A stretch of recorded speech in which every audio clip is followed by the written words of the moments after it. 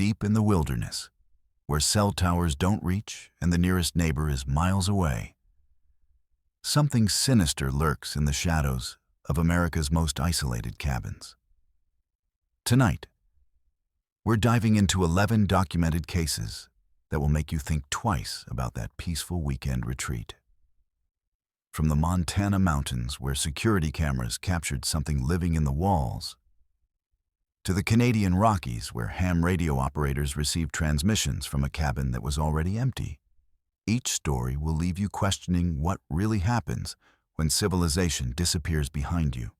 Fair warning, some of these accounts are so disturbing that the people involved have never returned to the woods again.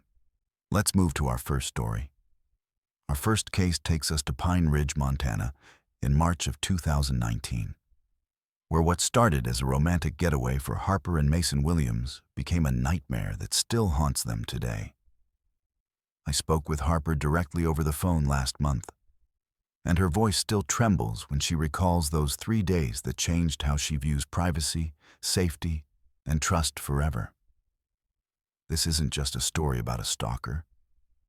It's about the terrifying realization that someone had been planning, watching, and waiting for the perfect victims to arrive at what they thought was their private sanctuary. Harper and Mason had been together for 2 years and were looking for a quiet place to celebrate their anniversary away from the chaos of Denver. They found what seemed like the perfect Airbnb listing.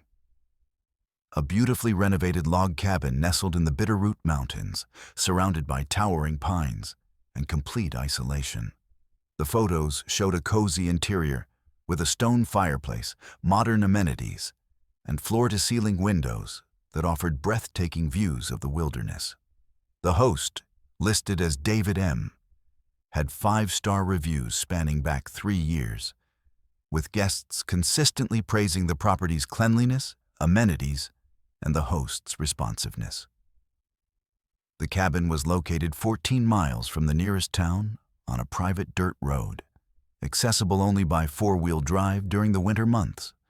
For Harper and Mason, it was exactly what they were looking for: complete privacy and a chance to disconnect from the world. They arrived on a Friday afternoon in late March, when snow still dusted the higher elevations and the air carried that crisp mountain bite that made every breath feel cleaner. The cabin exceeded their expectations. Everything was exactly as advertised. The kitchen was fully stocked, the hot tub on the back deck was already heated and ready, and David had even left a bottle of wine with a welcome note. The first evening passed perfectly. They cooked dinner together, sat by the fire, and fell asleep to the sound of wind moving through the pine trees. It was Harper who first noticed something was wrong the next morning. She woke up around 7 and went to the kitchen to make coffee, but stopped when she saw the refrigerator, the bottle of wine they'd opened the night before. She was certain they'd left it on the counter with about a third remaining. Now it was gone, and when she opened the refrigerator, there it was, properly stored with a cork in it. Mason insisted he must have put it away before bed, but Harper knew he hadn't. She'd been the last one in the kitchen, and she specifically remembered leaving it out because they'd planned to finish it the next evening. It was a small thing, easily explained away, but it planted a seed of unease that would only grow. The second night, Harper woke up around 3 in the morning to a sound she couldn't immediately identify. It was rhythmic, like someone gently tapping on wood, but irregular. 3 taps, pause, 5 taps, pause, 2 taps. She lay there listening for several minutes, trying to determine where it was coming from. The sound seemed to be traveling around the perimeter of the cabin, starting from what she thought was the kitchen area, moving toward the bedroom, then disappearing entirely. When she mentioned it to Mason the next morning, he suggested it was probably the house settling or maybe a woodpecker. But Harper had grown up in Colorado and knew the difference between natural forest sounds and something else entirely. That second day, they decided to explore the property. The cabin sat on about 5 acres of partially cleared land, with dense forest on 3 sides and a small meadows opening to the south. As they walked the boundary line, Mason noticed something odd about the trees nearest to the cabin. Several of them had what looked like small metal fixtures screwed into the bark at about eye level. Tiny brackets that could have held cameras or other equipment. When he pointed them out to Harper, she felt that same unease from the morning before, but amplified. David hadn't mentioned any security system in the listing, and these fixtures looked freshly installed with new screws and no weathering on the metal. They cut their exploration short and returned to the cabin, where Harper immediately began checking the interior more carefully. She found the first camera behind a decorative plant on the kitchen windowsill. A tiny wireless device no bigger than a coin, perfectly camouflaged among the leaves. Mason found the second one built into what looked like a smoke detector in the living room, though when he examined it closely, he realized it was a fake detector that was only housing surveillance equipment. By the time they'd searched the entire cabin, they'd found 6 cameras total: bedroom, bathroom, living room, kitchen, and 2 exterior cameras they'd initially missed. But the cameras weren't the worst discovery. While Mason was calling the police, Harper decided to check the basement, which had been advertised as a storage area they wouldn't need to access. The door was locked, but she found the key in the kitchen junk drawer labeled basement. What she discovered down there made her physically sick. The basement had been converted into what could only be described as a surveillance command center. 3 computer monitors showed live feeds from not just their cabin, but from what appeared to be several other rental properties. Hard drives were stacked along one wall, labeled with dates going back months. A filing cabinet contained printed photographs of previous guests, hundreds of them, taken without their knowledge during intimate moments. The most disturbing discovery was a detailed dossier with Harper and Mason's names on it. Someone had researched them extensively before their arrival. The folder contained printouts of their social media profiles, their work addresses, their daily routines, even photos of their apartment building in Denver. Notes in the margins indicated the person had been watching them for weeks before they'd even booked the cabin. One note, written in red ink, simply said, "Perfect candidates, isolated, trusting, minimal family contact during trip." But here's where the story takes an even more sinister turn. When the police arrived, which took nearly 2 hours due to the remote location, they discovered that David M. didn't exist. The Airbnb account had been created with stolen identity documents, and the property wasn't even supposed to be available for rental. The real owner was an elderly man named Frank Sorensen, who lived in Florida and had no idea his inherited Montana property was being used for this purpose. Someone had been illegally operating this surveillance operation for years, using fake rental listings to lure victims to the property.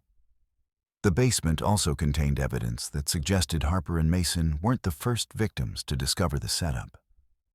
Police found what appeared to be a hastily destroyed hard drive and several empty folders labeled with dates from the previous month. Security footage from the exterior cameras, which the perpetrator apparently forgot to delete, showed a figure moving around the property during the early morning hours of Harper and Mason's first night. The same time Harper had heard the tapping sounds, the footage revealed someone had been watching them through the windows, documenting their routines, and even entering the cabin while they slept to rearrange items and plant additional recording devices. Detective Maria Santos, who led the investigation, told Harper that in her 20 years of law enforcement, she'd never seen such a methodical, long-term stalking operation. The level of preparation and technical sophistication suggested someone with significant resources and experience. The perpetrator had created multiple fake rental accounts across several platforms, had professional-grade surveillance equipment, and had been operating this scheme for potentially years without detection. What made it even more troubling was that they'd specifically targeted couples who fit certain criteria: young, tech-savvy, likely to document their trip on social media, and planning romantic getaways where they'd be distracted and vulnerable. Harper told me that the worst part wasn't discovering the cameras or even finding the dossier with their personal information. It was the realization that someone had been in their bedroom while they slept, had watched them during their most intimate moments, and had been planning something that she and Mason had unknowingly interrupted by discovering the surveillance too early. Police found evidence suggesting the perpetrator had been building toward some kind of direct confrontation, possibly during their final night at the property. The case remains open today. Despite extensive investigation, the person behind this operation was never identified or caught.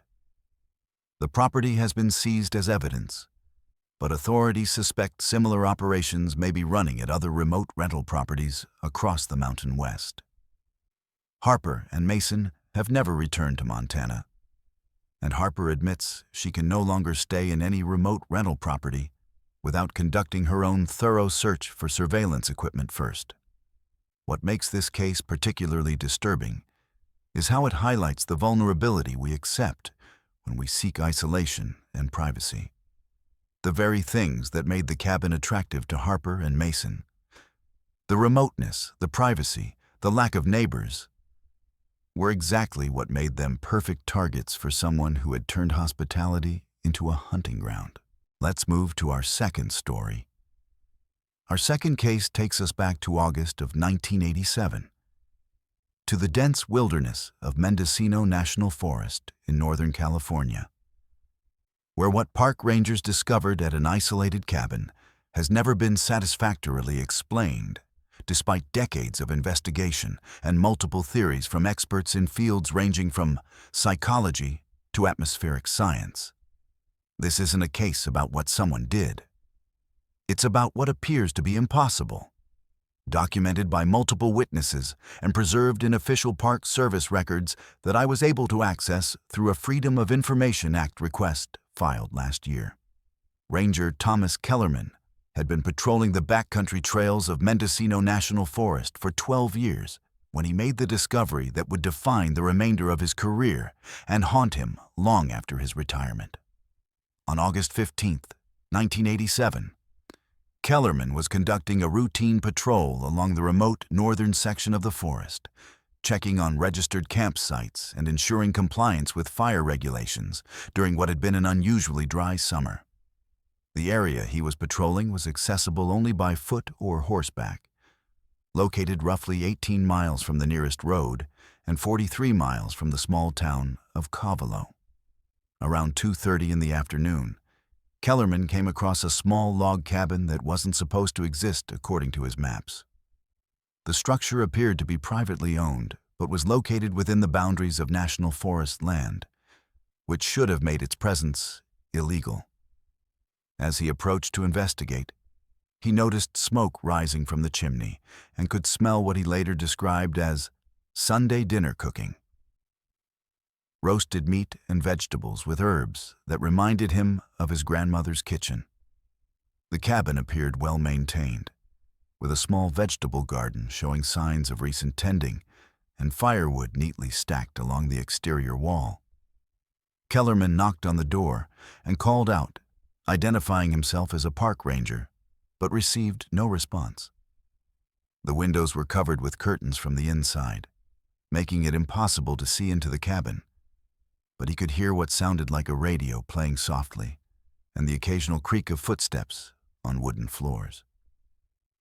After waiting several minutes and calling out multiple times, he decided to circle the property to look for the owners, assuming they might be working in the garden or gathering firewood nearby. What he found instead defied immediate explanation. The cabin sat in a perfect circle of absolute silence, while the surrounding forest was alive with the typical sounds of late summer: birds calling, insects buzzing, small animals moving through the underbrush. Within approximately 50 feet of the cabin, there was complete quiet. No wind moved the leaves on the trees closest to the structure. No insects could be heard, and even his own footsteps seemed muffled as he approached the building. Kellerman later wrote in his official report that the silence was so complete, it felt oppressive, like being inside a soundproofed room. When he returned to the front door, Kellerman noticed that the smoke from the chimney had stopped, though he could still smell cooking food. He tried the door handle and found it unlocked. Park Service regulations required him to enter and investigate any unauthorized structures on federal land. So he stepped inside what he would later describe as a scene that looked like it had been frozen in time mid-activity. The interior of the cabin was immaculately maintained and felt lived in, but completely empty of people. A fire was burning brightly in the stone fireplace, with fresh logs that showed no signs of burning down. On the kitchen table, 4 place settings were arranged with what appeared to be a complete family dinner. Roasted chicken that was still steaming, mashed potatoes with butter that hadn't yet melted, green beans that were perfectly cooked but still hot, and fresh bread that was warm to the touch. Each plate had been served as if the family had just stepped away from the table. But the food showed no signs of cooling or congealing. Personal belongings were scattered throughout the cabin in a way that suggested recent activity.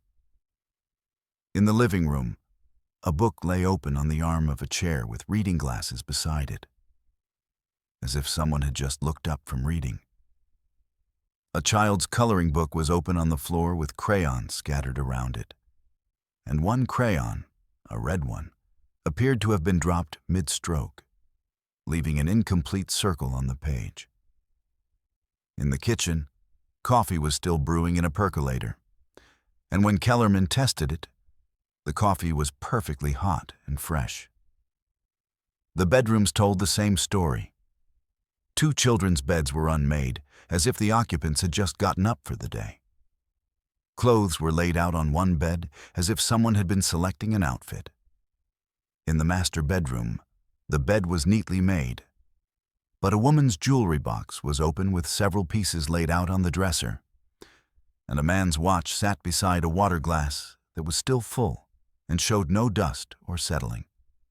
What made the scene even more unsettling was the evidence of a normal family routine interrupted midstream. In the bathroom, toothbrushes were wet, and a tube of toothpaste had been left uncapped with a small amount still squeezed out on the sink. Towels were damp and hanging as if recently used. The shower stall showed water droplets that were still beaded on the walls, suggesting someone had showered within the hour. Kellerman immediately radioed for backup and began documenting everything he could see. Ranger Supervisor James Mitchell arrived approximately 90 minutes later with 2 additional rangers, and all 4 men witnessed the same phenomena. The food remained hot, the fire continued to burn without consuming the logs, and the absolute silence around the property persisted.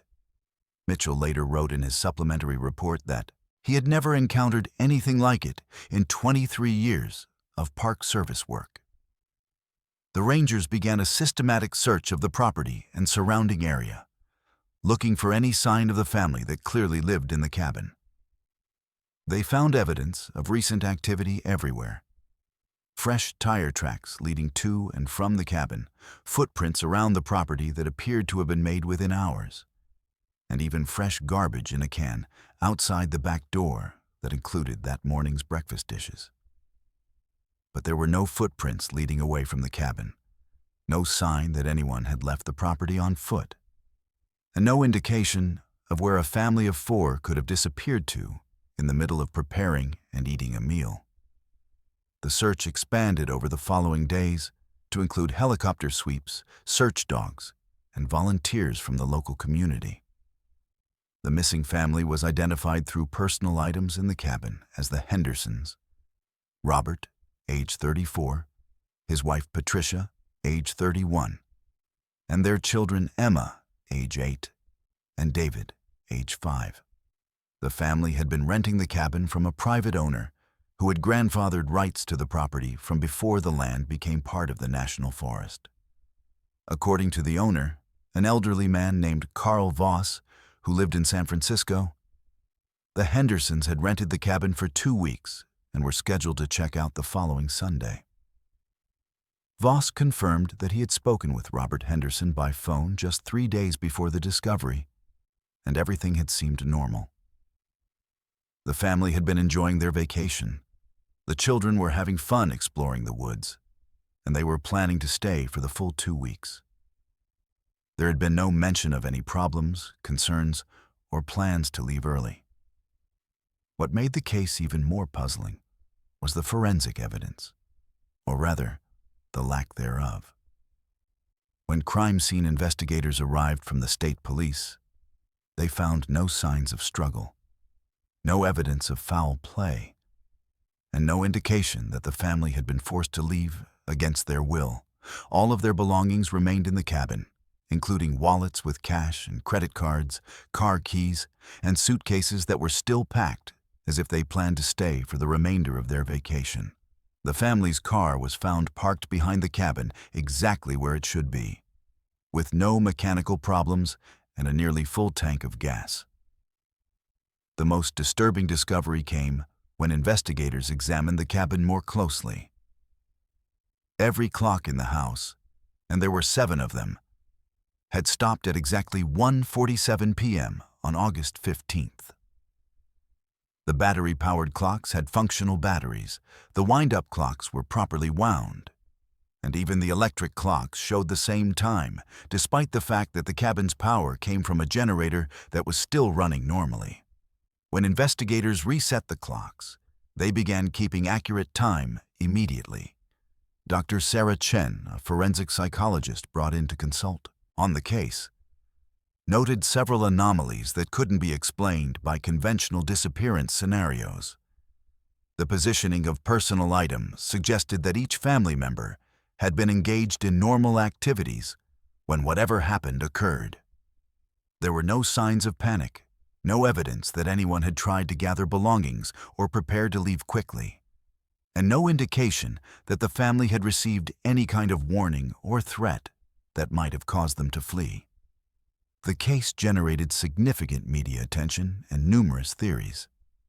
Some investigators suspected foul play despite the lack of evidence, theorizing that someone had carefully staged the scene to cover up kidnapping or murder. Others suggested the family had been part of some kind of witness protection relocation and had been extracted by federal agents, though no evidence supported this theory. More exotic explanations included everything from alien abduction to spontaneous dimensional displacement. Theories that gained credibility primarily because conventional explanations seemed inadequate. What happened to the Henderson family remains unknown today, nearly 4 decades later. The cabin was eventually demolished by the Park Service in 1994. But according to Kellerman, who continued to patrol that area until his retirement in 2003, the circle of silence persisted around the property site for years after the structure was removed. He reported that wildlife avoided the area, plants grew differently within the circle, and the oppressive quiet continued to affect visitors to the site. The official Park Service file on the Henderson disappearance remains open, though it's been transferred to the Cold Case Division. The case represents one of the most thoroughly documented, unexplained disappearances in national park history, with multiple witness statements, extensive forensic analysis, and detailed photographic evidence of the scene as it was discovered. Yet despite all this documentation, investigators are no closer to understanding what happened to the Henderson family than they were on that August afternoon in 1987, when Ranger Kellerman first knocked on the door of a cabin that shouldn't have been silent. Let's move to our third story. Our third case takes us to the remote wilderness of Algonquin Provincial Park in Ontario, Canada. During the brutal winter of January 2023, story comes to us through the recovered journal of Maya Blackwood, a 28-year-old freelance photographer from Toronto, who embarked on what she called a spiritual reset solo retreat that became a documented descent into psychological horror. What makes this case particularly disturbing is that we have Maya's own words, written in increasingly erratic handwriting, chronicling her transformation from a confident outdoors woman into something barely recognizable as human by the time rescue teams found her. Maya had been planning this winter retreat for months. An experienced hiker and cold weather camper, she felt confident in her ability to handle a 2-week solo stay in a remote cabin she'd rented through Parks Canada. The cabin, designated as Backcountry Unit 47, was located approximately 32 kilometers from the nearest road, accessible only by snowshoe or cross-country skiing during the winter months. Maya had packed meticulously. Enough food for 3 weeks, a satellite communication device for emergencies, professional-grade winter gear, and multiple backup heating sources. She'd informed the Park Service of her planned itinerary and had arranged for a check-in call every 3 days. The journal begins on January 8th with entries that reflect Maya's excitement and sense of peace. She wrote about the pristine beauty of the snow-covered landscape, the satisfying physical challenge of the trek to the cabin, and her anticipation of 2 weeks of uninterrupted solitude to work on her photography and reconnect with herself. The cabin was exactly what she'd expected. A basic but well-maintained structure with a wood-burning stove, propane cooking facilities, and enough space for one person to live comfortably. Her early entries describe productive days spent snowshoeing, photographing winter wildlife, and enjoying the profound silence of the wilderness. By January 12th, subtle changes begin to appear in Maya's writing. She mentions having difficulty sleeping, attributing it to the absolute darkness of the winter nights and the unfamiliar sounds of the forest. She writes about hearing what she assumes are wolves or coyotes howling in the distance, but notes that the sounds seem to be coming from different directions each night, as if they're circling the cabin. She also mentions that her appetite has decreased, which she initially attributes to the lower activity level of being confined to the cabin during particularly cold days when the temperature dropped below -30 degrees Celsius. January 15th marks the first significant shift in tone. Maya writes about waking up to find her food cache disturbed, with several items missing or moved around. She initially suspects mice or other small animals, but can't find any droppings or other evidence of rodent activity. More concerning, she reports that her emergency radio has been acting strangely, picking up what sounds like human voices speaking in a language she can't identify, though the voices only come through late at night and fade in and out as if the speakers are moving around the cabin. She attempts to make her scheduled check-in call, but finds that her satellite device isn't connecting properly. The entries from January 18th reveal Maya's growing paranoia and confusion. Her handwriting becomes noticeably shakier, and she begins writing about seeing shadows moving outside the windows during the day, despite the fact that there shouldn't be anyone else in the area for dozens of kilometers. She describes feeling constantly watched and reports that she started barricading the door at night with furniture. Most troubling, she writes about food disappearing at an alarming rate, far more than could be explained by small animals. Yet she has no memory of eating the missing items and feels like she's barely eating anything at all. By January 21st, Maya's mental state has clearly deteriorated significantly. Her entries become repetitive and obsessive, filled with detailed descriptions of her daily rationing system and increasingly elaborate theories about who or what might be stealing her food.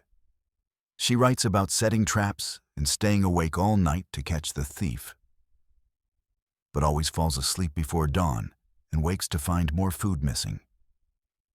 Her handwriting becomes increasingly erratic, with some words traced over multiple times and others barely legible. She begins referring to herself in the third person, and describes watching herself from outside her body during daily activities. The most disturbing entries begin on January 24th, when Maya starts writing about the hunger.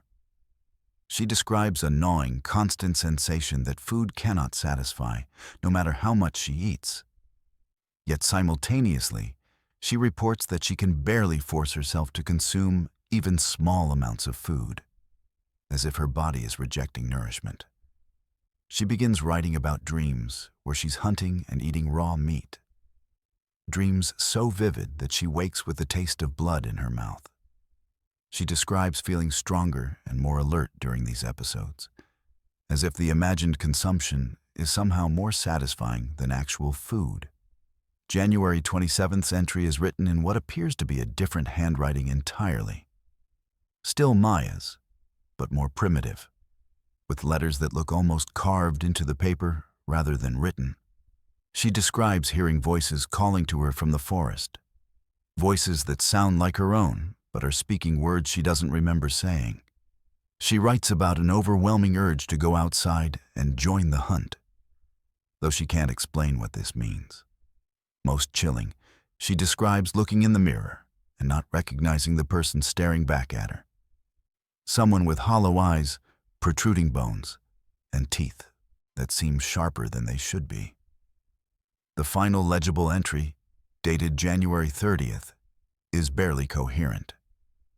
Maya writes about the others who live in the forest and have been waiting for her to become like them. She describes feeling her humanity slipping away and being replaced by something ancient and hungry. The entry ends mid-sentence with the words, "They're calling again, and this time I think I'll answer, because the hunger is too strong, and she's not strong enough to keep me inside anymore. And outside there's so much."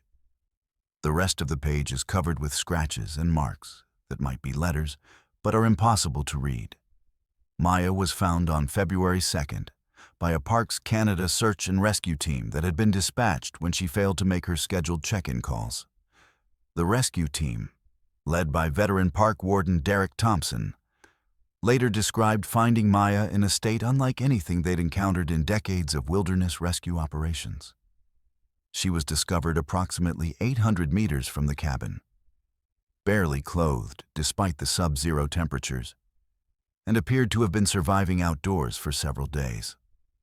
Her body weight had dropped dramatically, yet she seemed to possess unnatural strength and energy. What disturbed the rescue team most was Maya's behavior when they found her. She was crouched beside the frozen carcass of a deer and appeared to have been feeding on it with her bare hands and teeth. When the rescuers approached, she initially didn't seem to recognize them as human, responding to their voices with growls and backing away, as if they were predators competing for her food. It took several hours and the intervention of a park psychiatrist via radio communication before Maya began to respond to human speech and allowed herself to be helped. Dr. Jennifer Walsh, the psychiatrist who evaluated Maya after her rescue, diagnosed her with severe malnutrition-induced psychosis complicated by prolonged isolation and what appeared to be symptoms consistent with Wendigo psychosis, a rare condition documented primarily in First Nations communities where individuals become convinced they must consume human flesh to survive. Dr. Walsh noted that Maya's physical condition was paradoxical. She showed signs of severe malnutrition and should have been too weak to survive outdoors, yet possessed unusual strength and energy that couldn't be medically explained. The cabin investigation revealed evidence that supported some of Maya's journal entries while contradicting others. Her food supplies had indeed been depleted much faster than should have been possible for one person. But there was no evidence of other humans or large animals accessing the cabin. The radio equipment was found to be functioning normally, with no record of the mysterious transmissions Maya had described. Most puzzling, the cabin showed signs of abandonment that suggested Maya had been gone for much longer than the few days the rescue team had assumed. Dishes were covered with a layer of dust, and the wood stove had been cold for what appeared to be at least a week. Maya spent 6 weeks in psychiatric treatment, gradually recovering her sense of identity and her memory of normal human behavior patterns. However, she retained no clear recollection of the final week at the cabin or how she had survived outdoors in sub-zero temperatures with minimal clothing and no shelter. She described feeling as if she had been possessed by something that wasn't human, and reported persistent cravings for raw meat that took months of therapy to overcome. The case attracted attention from researchers studying isolation-induced psychosis and the psychological effects of extreme survival situations. Dr. Robert Chen, a specialist in wilderness psychology, noted that Maya's case represented an extreme example of how the human mind can adapt to perceived threats by abandoning normal behavioral patterns and adopting what the subconscious interprets as more effective survival strategies, even when those strategies are objectively harmful. Maya has never returned to wilderness camping and has relocated to a densely populated urban area where she works in digital marketing. She's shared her journal with researchers in hopes that studying her experience might help others avoid similar psychological breaks. The cabin where she stayed has been temporarily removed from the Parks Canada rental system, while officials review safety protocols for solo winter stays in extreme isolation. What makes Maya's case particularly haunting is how her own words document the gradual dissolution of her identity and her transformation into something that existed purely to satisfy an endless, supernatural hunger that no amount of food could satisfy. Her journal serves as a terrifying reminder that in the deepest wilderness, the greatest threat may not come from external predators, but from the primitive survival instincts that still lurk within the human psyche, waiting for the right conditions to emerge and take control. Let's move to our fourth story. Our fourth case brings us to the dense forests of Blackwood Creek, Idaho, in September of 2021, where a routine hunting trip became a 3-day nightmare that transformed 4 experienced outdoorsmen into traumatized survivors of an encounter they still struggle to describe. What makes this case particularly compelling is that we have actual 911 call transcripts, deputy response logs, and physical evidence that corroborates one of the most terrifying creature encounters ever documented by law enforcement. The hunting party's ordeal was captured in real time through frantic emergency calls that reveal something systematically hunting them with an intelligence and persistence that defied every conventional explanation. The hunting party consisted of 4 longtime friends from Boise: Alexander Morrison, 35, a construction foreman with over 15 years of hunting experience; Chris Valdez, 38, an Iraq war veteran who worked as a security consultant; Liam Chen, 32, a wildlife biologist with the Idaho Fish and Game Department; and Tom Bradley, 41, a local sheriff's deputy who had taken vacation time for the trip. These weren't weekend warriors or inexperienced city dwellers. They were skilled outdoorsmen who knew the Idaho wilderness intimately and had been hunting together for over a decade. They had obtained permits to hunt elk in the Blackwood Creek area, a remote section of the Boise National Forest known for its dense timber and challenging terrain. The area was accessible only by a series of logging roads that required 4-wheel drive vehicles, and the nearest cell tower was approximately 40 miles away. The men had planned a 5-day trip, setting up a base camp near Blackwood Creek itself, and planning to hunt from there using established game trails they'd scouted in previous years. The first sign of trouble came on their second day, September 14th, when Liam noticed unusual animal behavior during their morning hunt.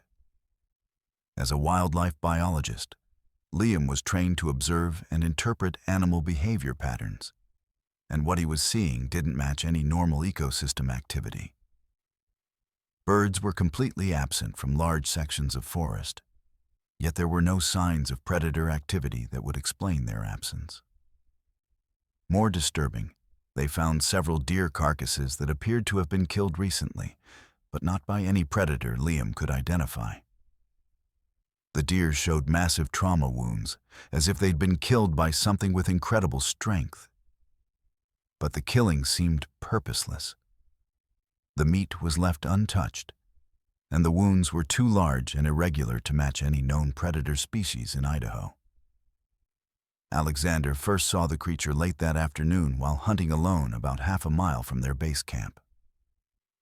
His initial description, given to the group when he returned badly shaken, was of something roughly human-shaped but larger than any person could be.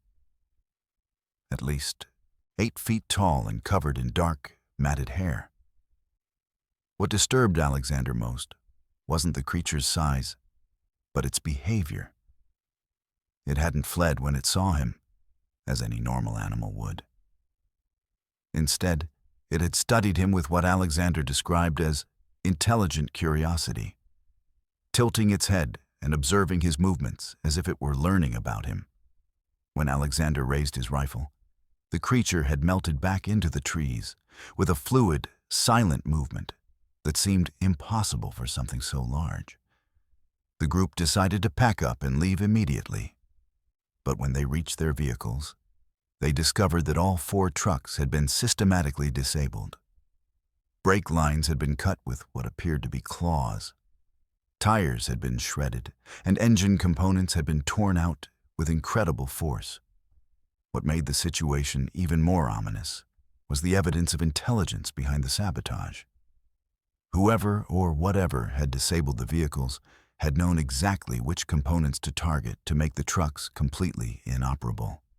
This wasn't random destruction, it was strategic, deliberate action designed to trap them in the wilderness. That night, they set up a defensive perimeter around their camp, taking turns standing watch in pairs.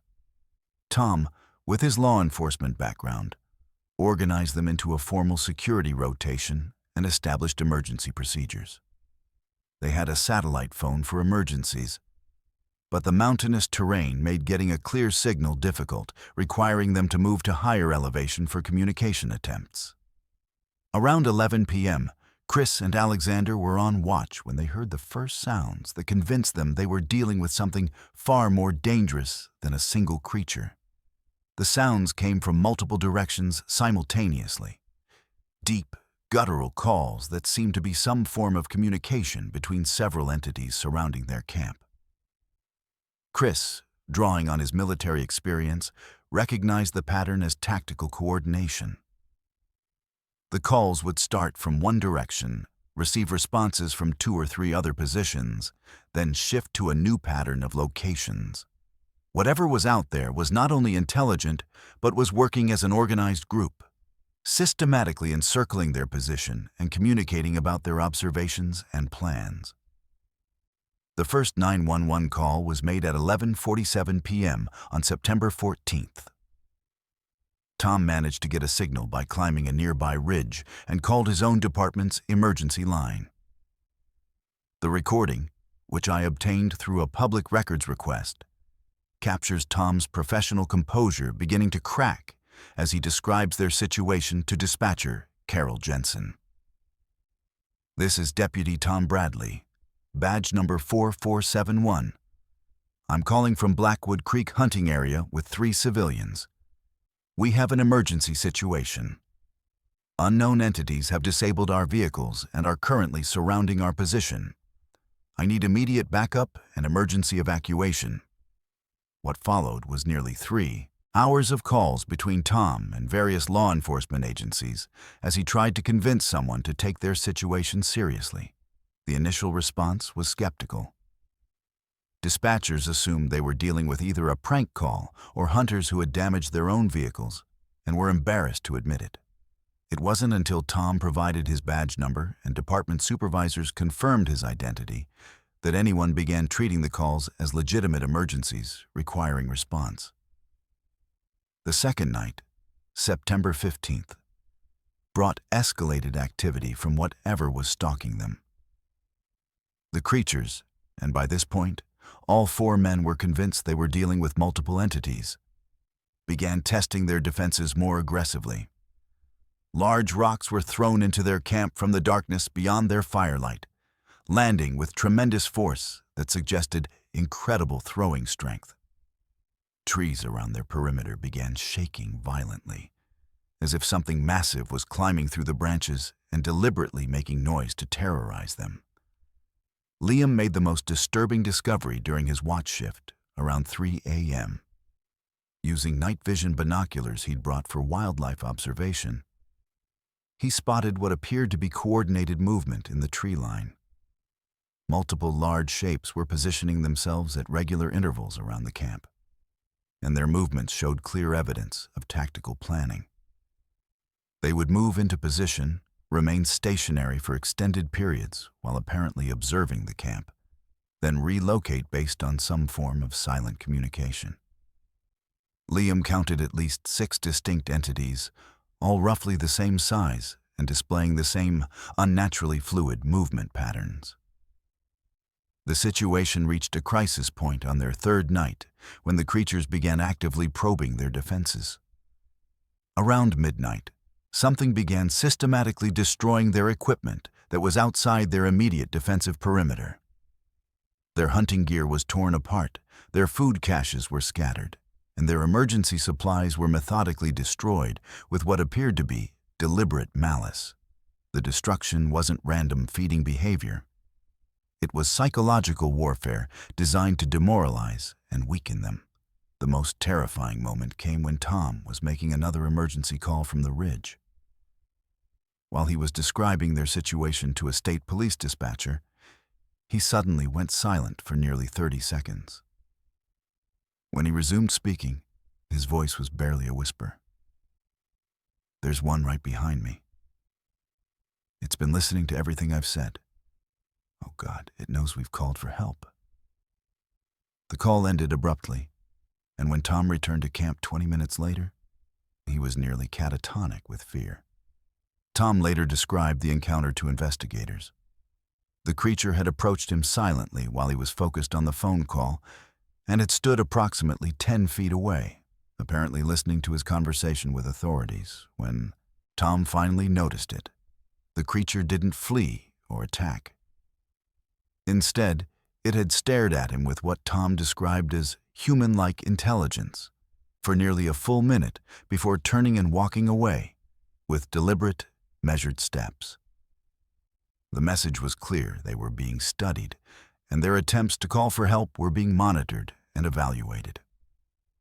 The rescue came on September 17th when a combined team of Idaho State Police, Boise County Sheriff's deputies, and Fish and Game wardens finally reached their location.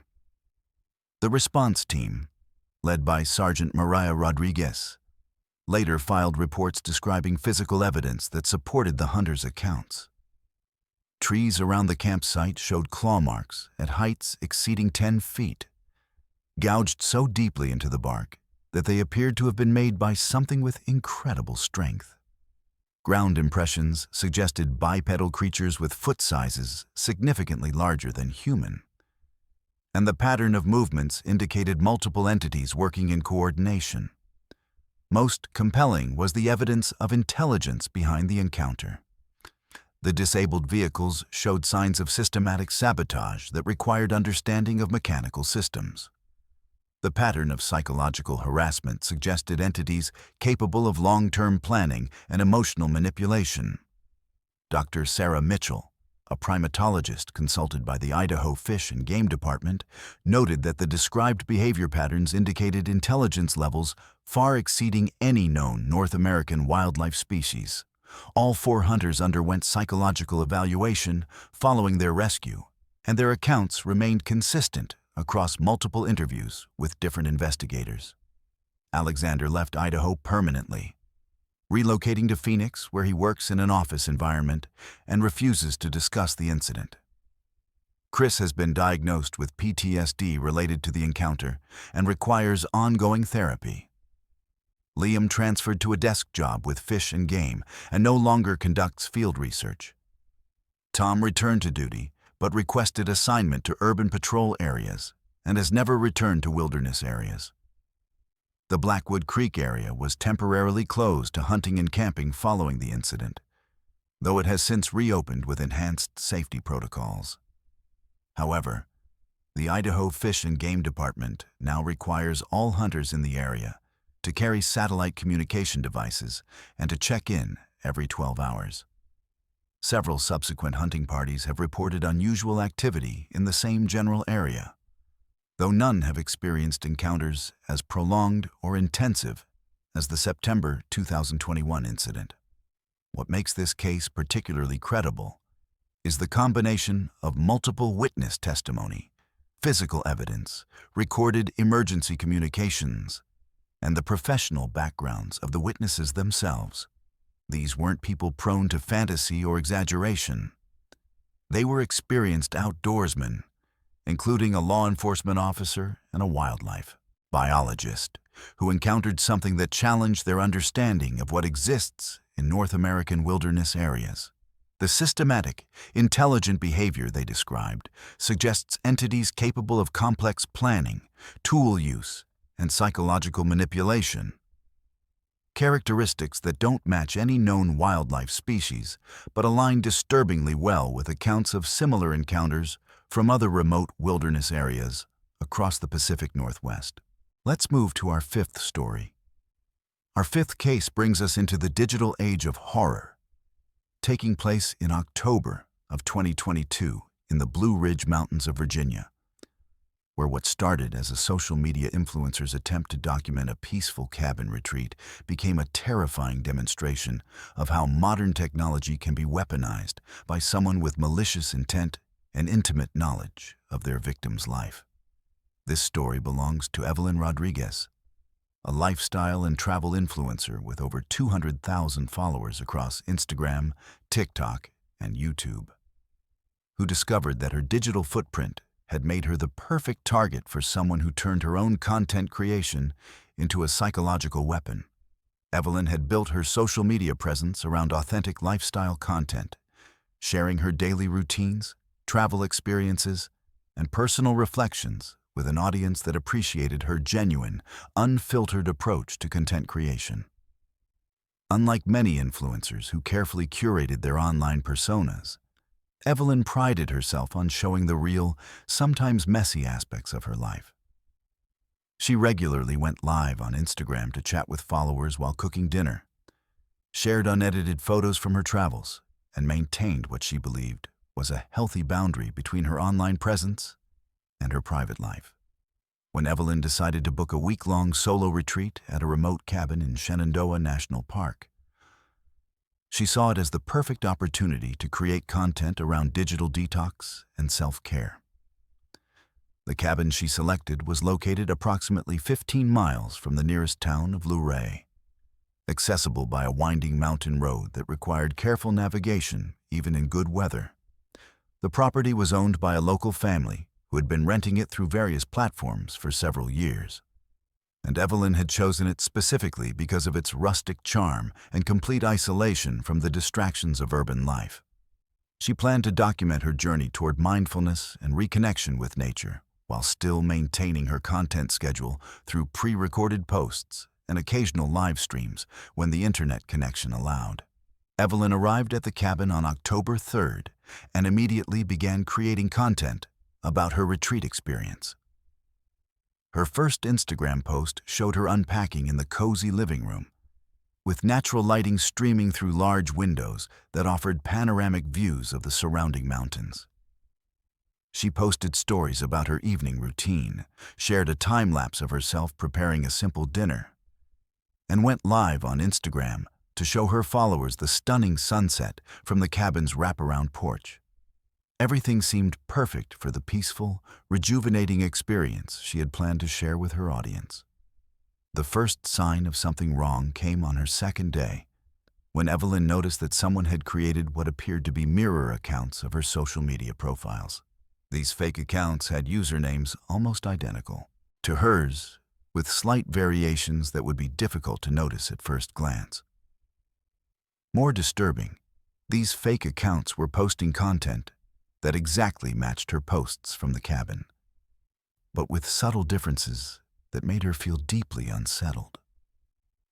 Where her original post showed her morning coffee ritual, the fake account posted the same image but taken from outside the cabin window, showing her performing the same routine but photographed by someone watching from the forest.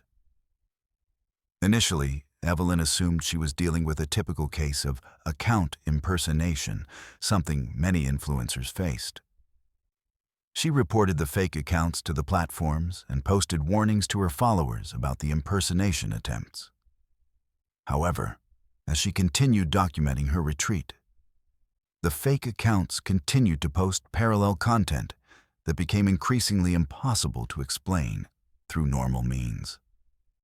When Evelyn posted a photo of herself reading by the fireplace, the fake account posted a nearly identical image that appeared to be taken from outside the cabin, showing her through the window in exactly the same pose, wearing the same clothes, at exactly the same time.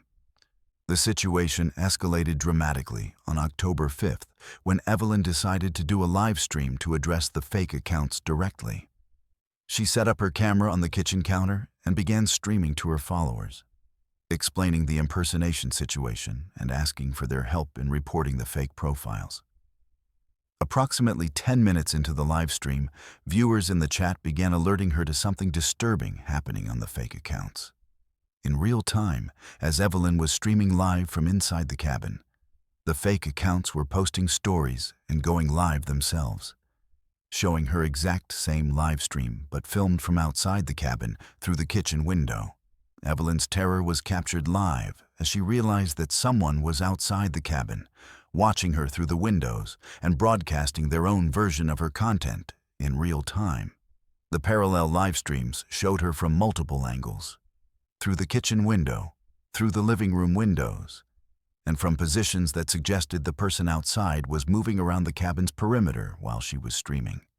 Her followers, watching both streams simultaneously, began flooding her chat with warnings and frantically telling her to call the police. What made the situation even more psychologically devastating was the sophistication of the stalking operation. The fake accounts had been created months earlier and had been gradually building followers by reposting Evelyn's content with slight modifications. The person behind the accounts had studied her posting patterns, her daily routines, her travel schedules, and her personal preferences with obsessive detail. They had somehow known about her cabin retreat plans before she had even publicly announced them, and had been positioned at the location, waiting for her arrival. The fake accounts also revealed an intimate knowledge of Evelyn's personal life that went far beyond what she shared publicly. Posts included references to her childhood pets, inside jokes with friends that she'd never mentioned online, and personal details about her family that she had never shared with her audience. The stalker had clearly been researching her extensively, possibly for months, gathering information from multiple sources to create a comprehensive profile of her life, habits, and vulnerabilities. Evelyn immediately ended her live stream and called 911, but the response time to the remote location was over an hour. During that time, she barricaded herself in the cabin's bedroom and monitored the fake accounts through her phone. The accounts continued posting throughout the night, sharing content that appeared to be taken from outside the cabin as the stalker maintained surveillance of the property. Some posts included audio recordings of Evelyn's phone conversations with the police, indicating that the person outside had sophisticated listening equipment and was monitoring all of her communications.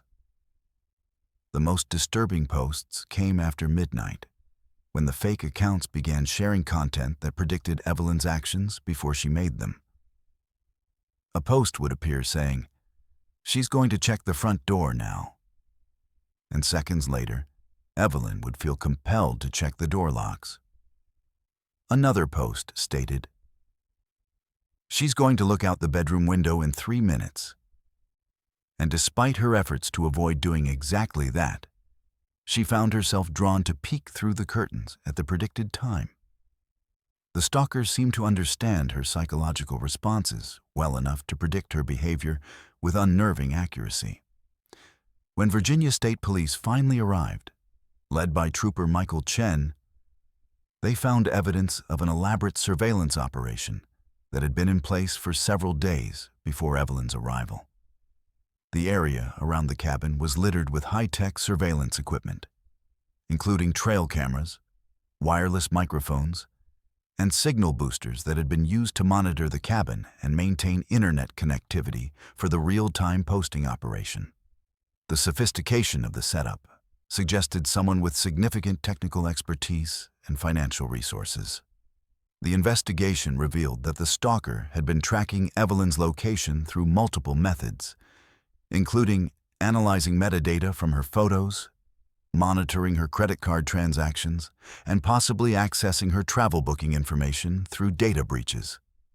The person had created detailed dossiers, not just on Evelyn, but on her family members, friends, and regular associates, suggesting a level of obsession and planning that went far beyond typical social media stalking.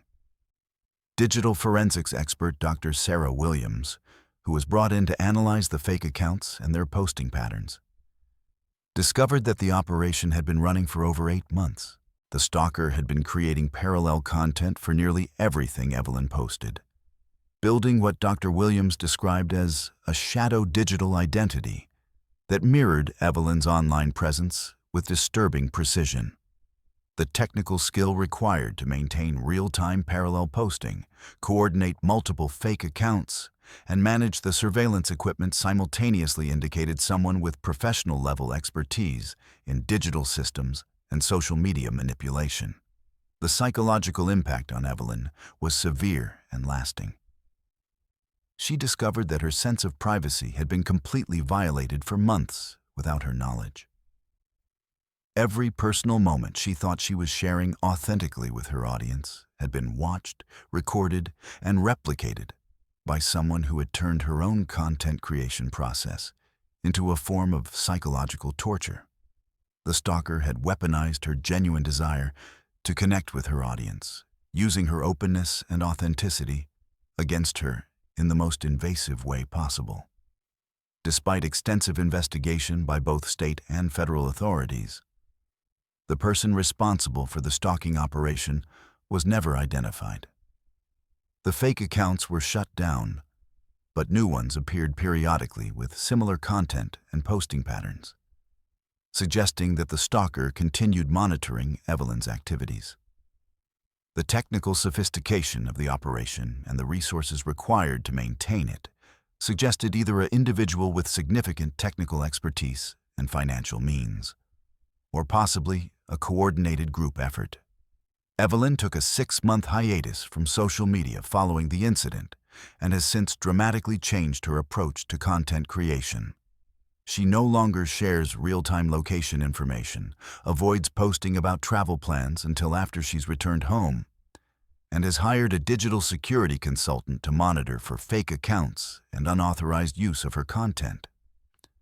She's also become an advocate for influencer safety and digital privacy rights, working with law enforcement agencies to develop better protocols for investigating tech-enabled stalking cases. The case highlighted the unique vulnerabilities faced by content creators in the digital age, where the very openness that makes someone successful on social media can also make them perfect targets for sophisticated stalkers.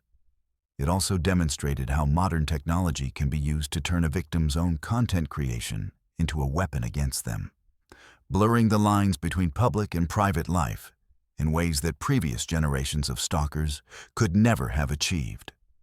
What makes Evelyn's case particularly disturbing is how it represents the evolution of stalking behavior in the digital age. Her stalker didn't just watch her.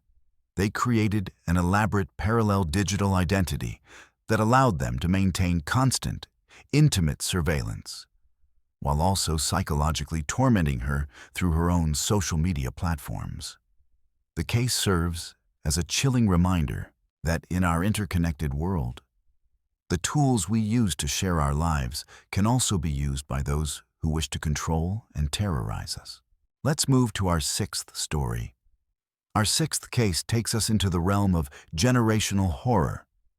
where the sins of the past refuse to stay buried, connecting two families separated by 45 years through experiences so identical that investigators initially suspected one was copying the other. This story spans from July 1973 to July 2018, linking the Whitmore family's nightmare to the Morrison family's ordeal at the same inherited cabin in the Adirondack Mountains of New York.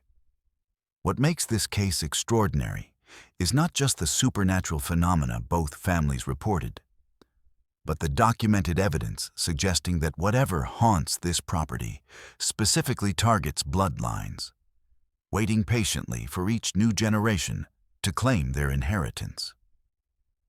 The story begins with the Whitmore family in 1973. Robert Whitmore, a 34-year-old insurance adjuster from Albany, inherited a small cabin on Lake Champlain from his great-uncle Theodore, a reclusive man who had lived alone in the mountains for most of his adult life. Robert had barely known Theodore, having met him only a few times during childhood family gatherings.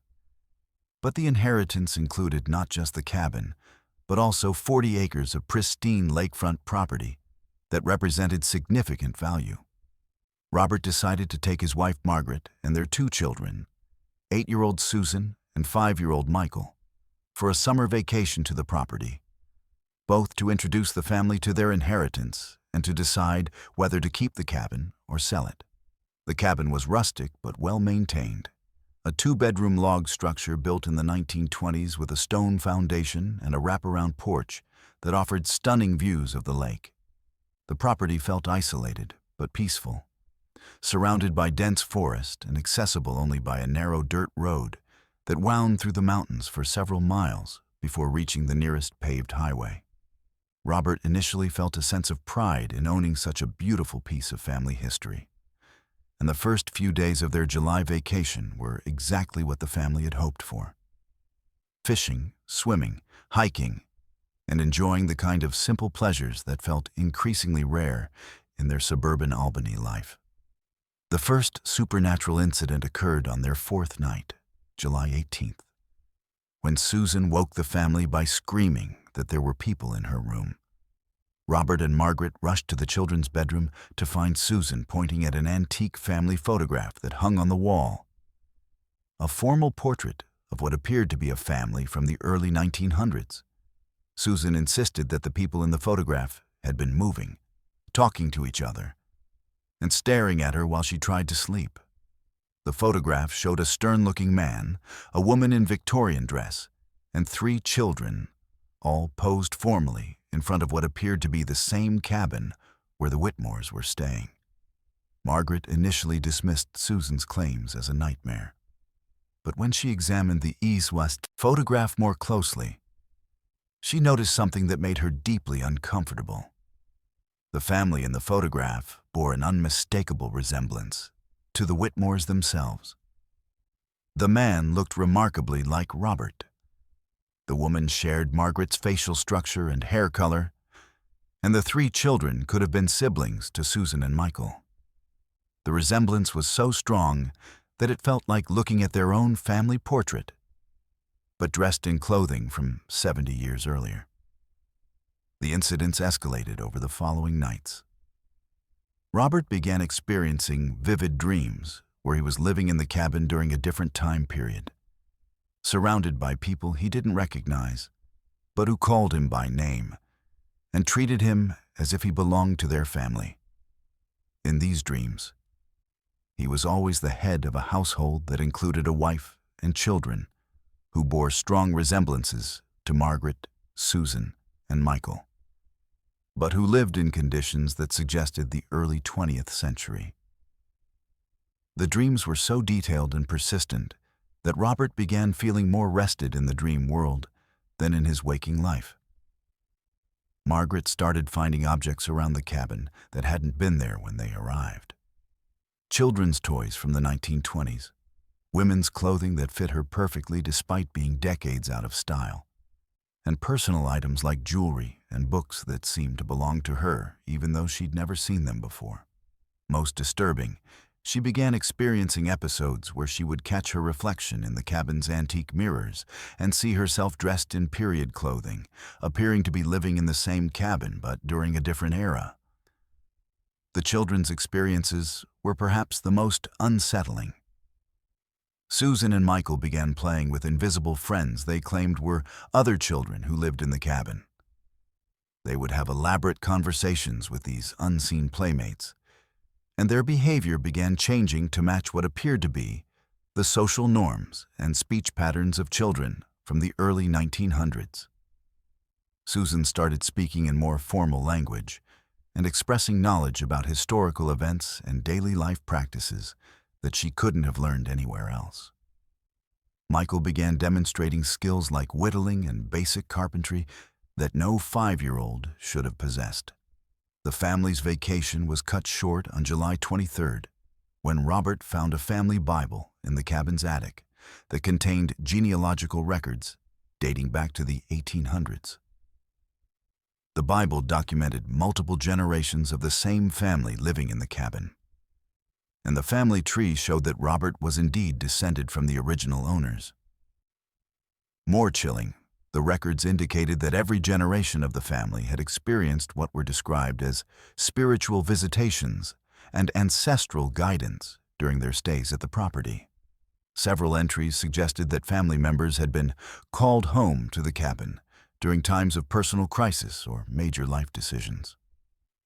The Whitmores left the cabin immediately after finding the Bible and never returned.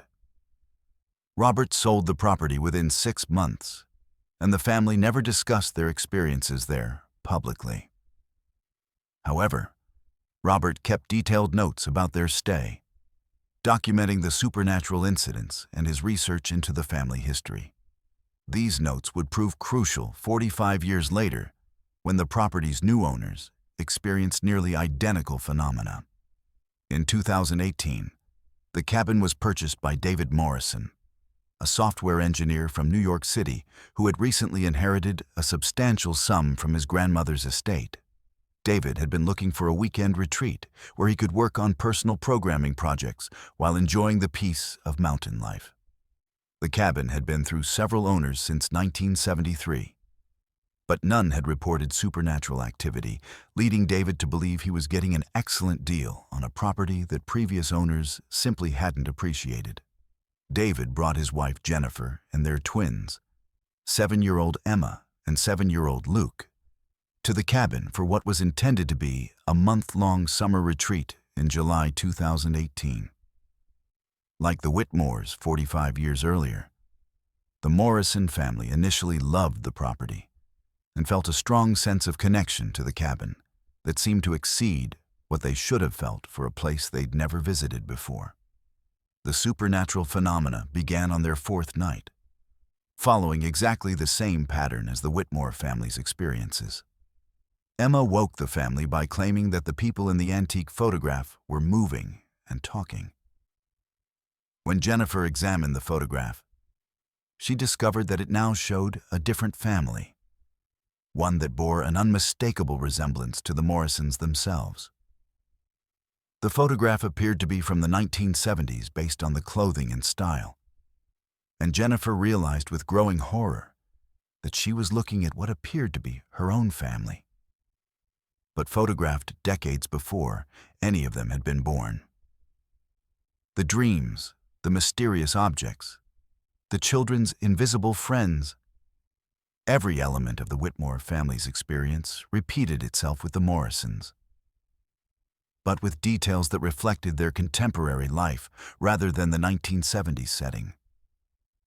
David found himself dreaming of life in the cabin during the 1970s, surrounded by a family that resembled the Whitmores. Jennifer discovered clothing and personal items from that era that fit her perfectly. The twins began playing with invisible friends they described as children from the old days, who taught them songs and games that had been popular in the 1970s. The revelation came when David found Robert Whitmore's hidden notes in the cabin's basement, tucked behind a loose stone in the foundation wall. Robert had apparently hidden his documentation before selling the property, perhaps hoping that future families might benefit from understanding what they were facing. The notes detailed every aspect of the Whitmore family's supernatural experiences and included research into the cabin's history that revealed a pattern stretching back over a century. According to Robert's research, the cabin existed at the center of what he termed a generational vortex, a phenomenon where the spiritual energy of past families continued to inhabit the property and attempted to draw new families into their eternal existence there. Each family that stayed at the cabin long enough would begin to merge with the spiritual echoes of previous families, eventually becoming part of the phenomenon themselves and contributing to the experiences of future occupants. The research suggested that the supernatural activity intensified around the fourth night of each family's stay, and that families who remained longer than a week risked becoming permanently trapped in the cycle. Robert's notes included testimonies from local historians who confirmed that several families over the decades had simply disappeared from the cabin, leaving behind all their possessions but vanishing without any trace or explanation of where they had gone. David Morrison contacted paranormal investigator Dr. Patricia Wells, who specializes in generational hauntings and inherited supernatural phenomena. Dr. Wells confirmed that the Morrison family's experiences matched documented cases of what she termed bloodline hauntings, supernatural phenomena that specifically target family lines and attempt to maintain continuity across generations through supernatural means. She noted that such cases were rare, but typically involved properties where multiple generations of the same family had died or experienced significant trauma. The Morrison family left the cabin on their sixth night, following the same timeline as the Whitmores had 45 years earlier. Like the Whitmores, they sold the property immediately, but not before ensuring that Robert Whitmore's research notes were preserved and made available to future owners. David also created a detailed digital archive of their experiences, including audio recordings, photographs, and video evidence of the supernatural phenomena they had witnessed. The property remains privately owned but has not been occupied for extended periods since 2018. Local real estate agents report that multiple families have attempted to purchase the cabin for vacation use, but none have completed stays longer than 3 days. The pattern continues, suggesting that whatever spiritual force inhabits the property remains active and continues to seek new families to join its eternal cycle of generational haunting. What makes this case unique is the documented evidence of supernatural phenomena that spans multiple decades and specifically targets families based on their willingness to embrace the property as a generational inheritance. The experiences of both the Whitmore and Morrison families suggest that some locations may serve as spiritual traps designed to capture and preserve family units across time, creating an eternal cycle where past, present, and future families exist simultaneously in the same supernatural space. Let's move to our seventh story. Our seventh case brings us into the realm of acoustic horror, where sound itself becomes a window into something that shouldn't exist. This story takes place in Olympic National Forest, Washington, in May of 2020. During the height of the COVID-19 pandemic, when professional sound engineer Marcus Webb decided to use his forced isolation to pursue a passion project, recording the pure, untouched sounds of nature in one of America's most pristine wilderness areas. What Marcus captured instead was audio evidence of phenomena that challenged everything he understood about sound, time, and the nature of reality itself. Marcus had been working in the film industry for over 15 years, specializing in location sound recording for major motion pictures. When the pandemic shut down film production in early 2020, Marcus found himself with an unexpected opportunity to pursue personal projects that had been on hold for years. He had always been fascinated by the acoustic properties of untouched wilderness areas and wanted to create a library of pristine nature sounds that could be used for meditation, therapy, and artistic purposes. Olympic National Forest, with its ancient old-growth forests and minimal human interference, seemed like the perfect location for this ambitious project. Marcus rented a remote cabin through the Forest Service that was located approximately 25 miles from the nearest road, accessible only by hiking trail, and positioned in a valley that provided natural acoustic isolation from any human-generated sounds. The cabin was basic but functional, equipped with solar panels for electricity and designed to have minimal impact on the surrounding environment. Marcus brought professional-grade recording equipment, including multiple high-sensitivity microphones, digital recorders capable of capturing frequencies beyond human hearing range, and specialized windscreens and shock mounts designed for outdoor recording in challenging conditions. His plan was to spend 2 weeks at the cabin, recording during different times of day and night, to capture the full spectrum of natural sounds in the area. Marcus was particularly interested in what acousticians call the sound floor, the baseline level of ambient sound that exists in truly quiet environments.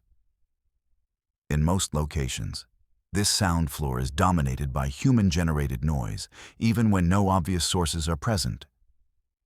But Marcus hoped that the Olympic Peninsula's isolation might allow him to capture something closer to the pure acoustic environment that existed before human civilization. The first week of recording went exactly as Marcus had hoped.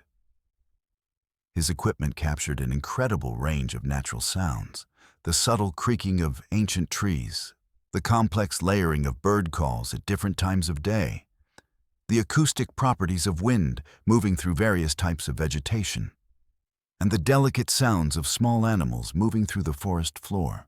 Marcus was particularly pleased with his nighttime recordings, which captured what he believed was some of the quietest ambient sound ever recorded in North America, with sound levels dropping to near the theoretical limits of his equipment's sensitivity.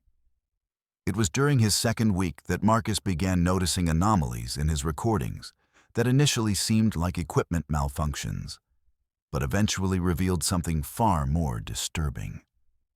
On May 14th, while reviewing audio he had recorded the previous night, Marcus discovered what appeared to be human voices buried deep in the background of what should have been pure wilderness ambiance.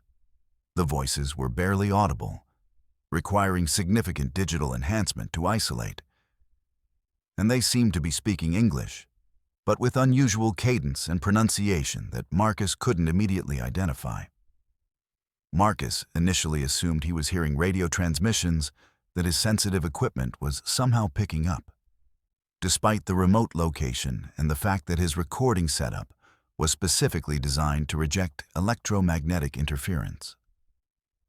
However, when he analyzed the audio more carefully using professional spectrum analysis software, he discovered that the voices weren't coming through electromagnetic transmission.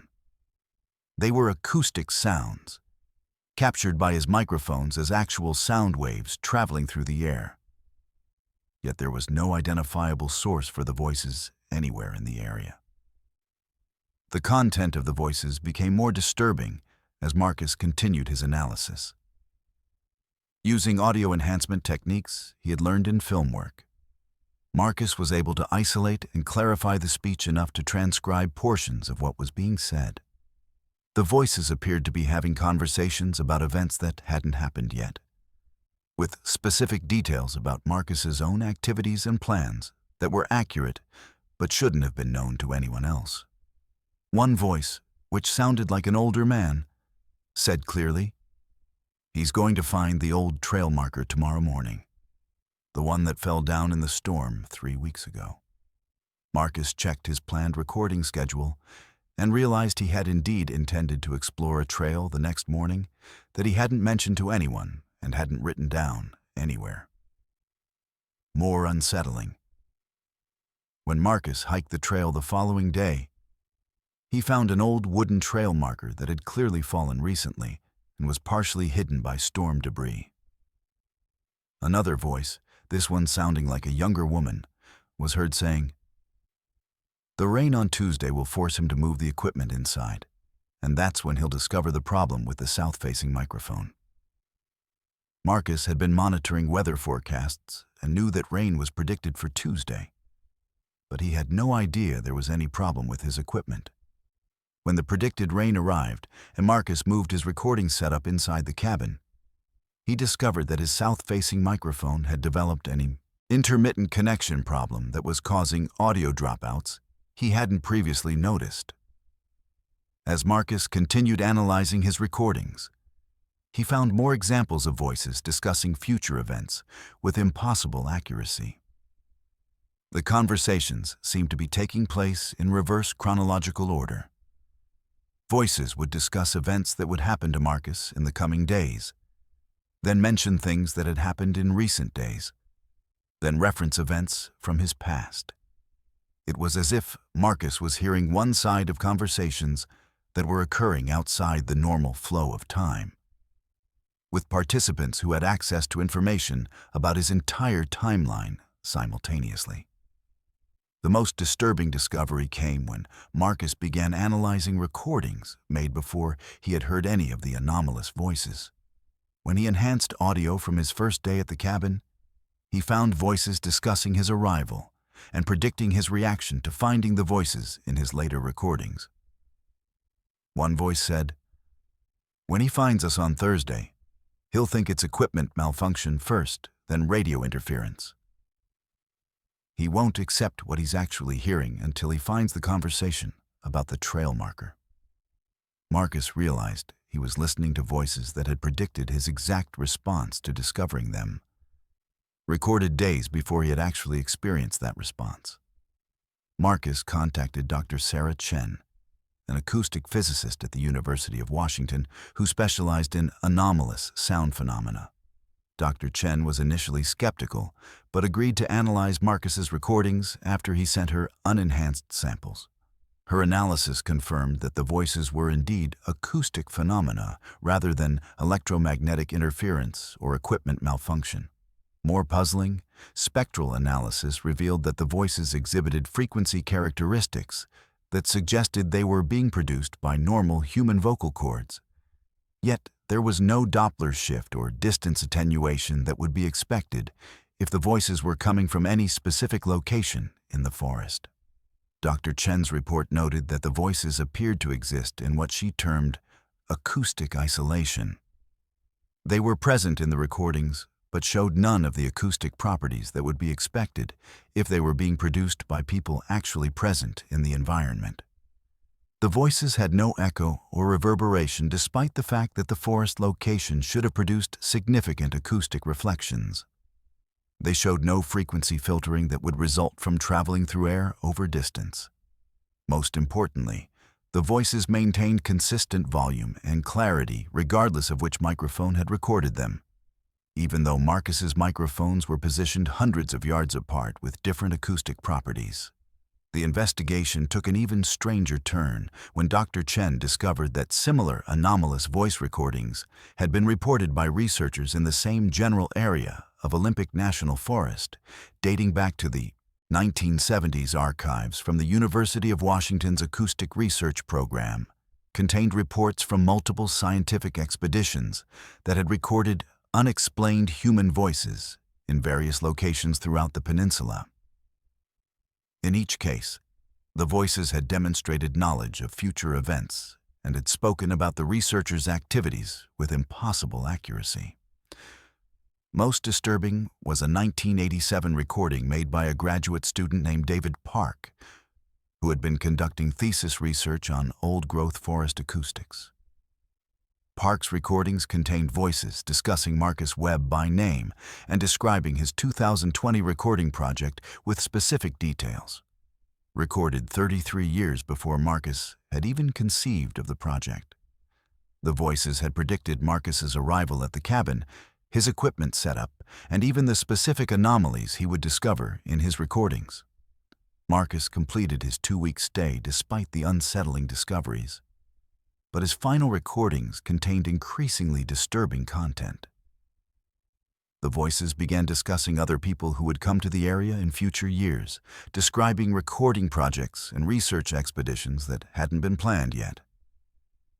They mentioned specific individuals by name, including researchers who hadn't yet been born and technology that didn't yet exist. The voices seemed to exist in a temporal space where past, present, and future were equally accessible, and where they could observe and comment on events across decades of time. When Marcus returned to Seattle, he found that his experience had been changed by exposure to whatever acoustic phenomenon existed in that valley. He began experiencing auditory hallucinations, where he would hear the same voices commenting on his daily activities and predicting his future decisions. The voices would accurately predict phone calls minutes before they arrived, describe the contents of mail before he opened it, and discuss his plans before he had consciously made them. Marcus underwent extensive medical and psychological evaluation, but doctors found no evidence of any condition that would explain his experiences. Audiological testing showed that his hearing was normal, and psychological assessment indicated no signs of mental illness or substance abuse. However, when doctors analyzed audio recordings Marcus made of his daily life, they found the same anomalous voices present in the background, confirming that the phenomenon had somehow followed him home from the forest. Dr. Chen's final report concluded that Marcus had encountered what she termed temporal acoustic anomalies, sound phenomena that appeared to exist outside normal causality and demonstrated knowledge of events across extended time periods. She theorized that certain locations might serve as acoustic windows into different temporal states, allowing sounds from past and future events to leak into the present moment. However, she acknowledged that this explanation raised more questions than it answered about the nature of time, causality, and the relationship between consciousness and acoustic phenomena.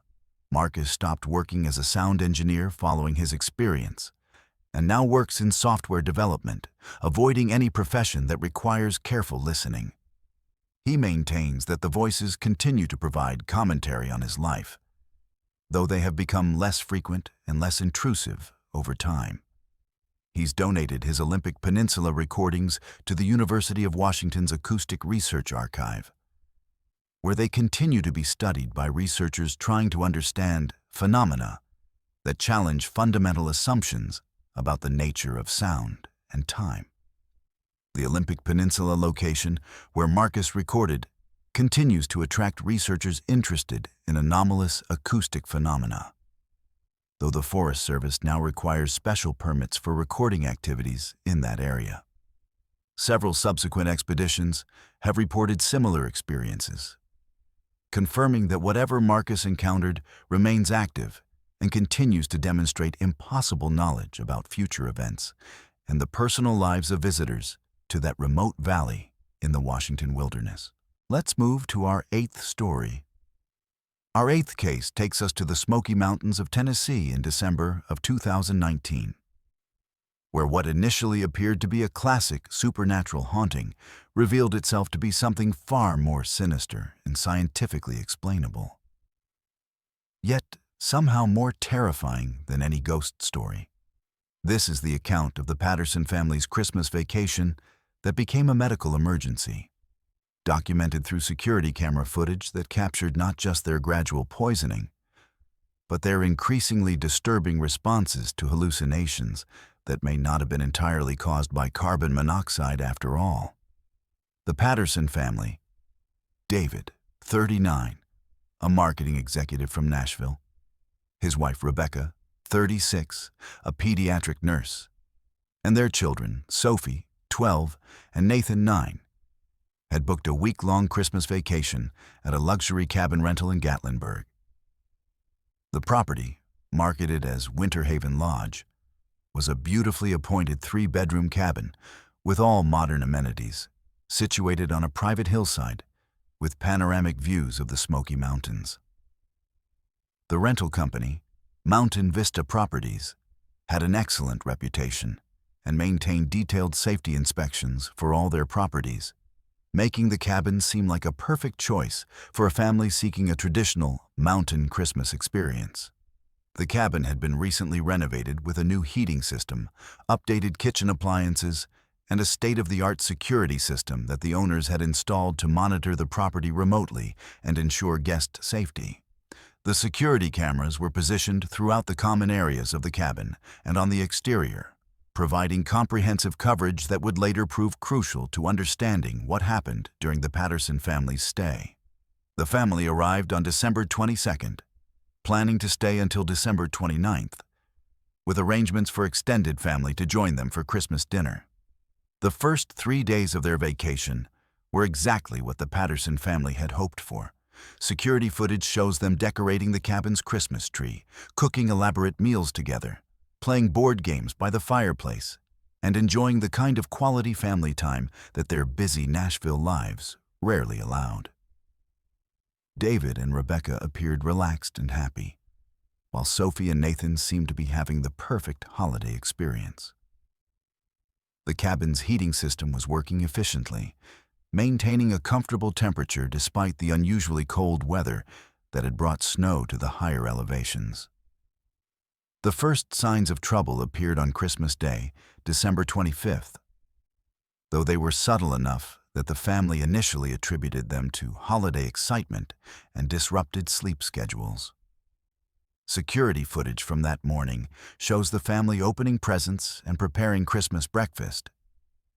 But their movements appear slightly sluggish and uncoordinated compared to previous days. Rebecca later told investigators that she had felt mildly nauseous that morning and attributed it to eating too much rich food during their vacation, while David mentioned experiencing a persistent headache that he blamed on holiday stress. By the evening of December 25th, the security footage reveals more obvious signs that something was wrong with the family's behavior.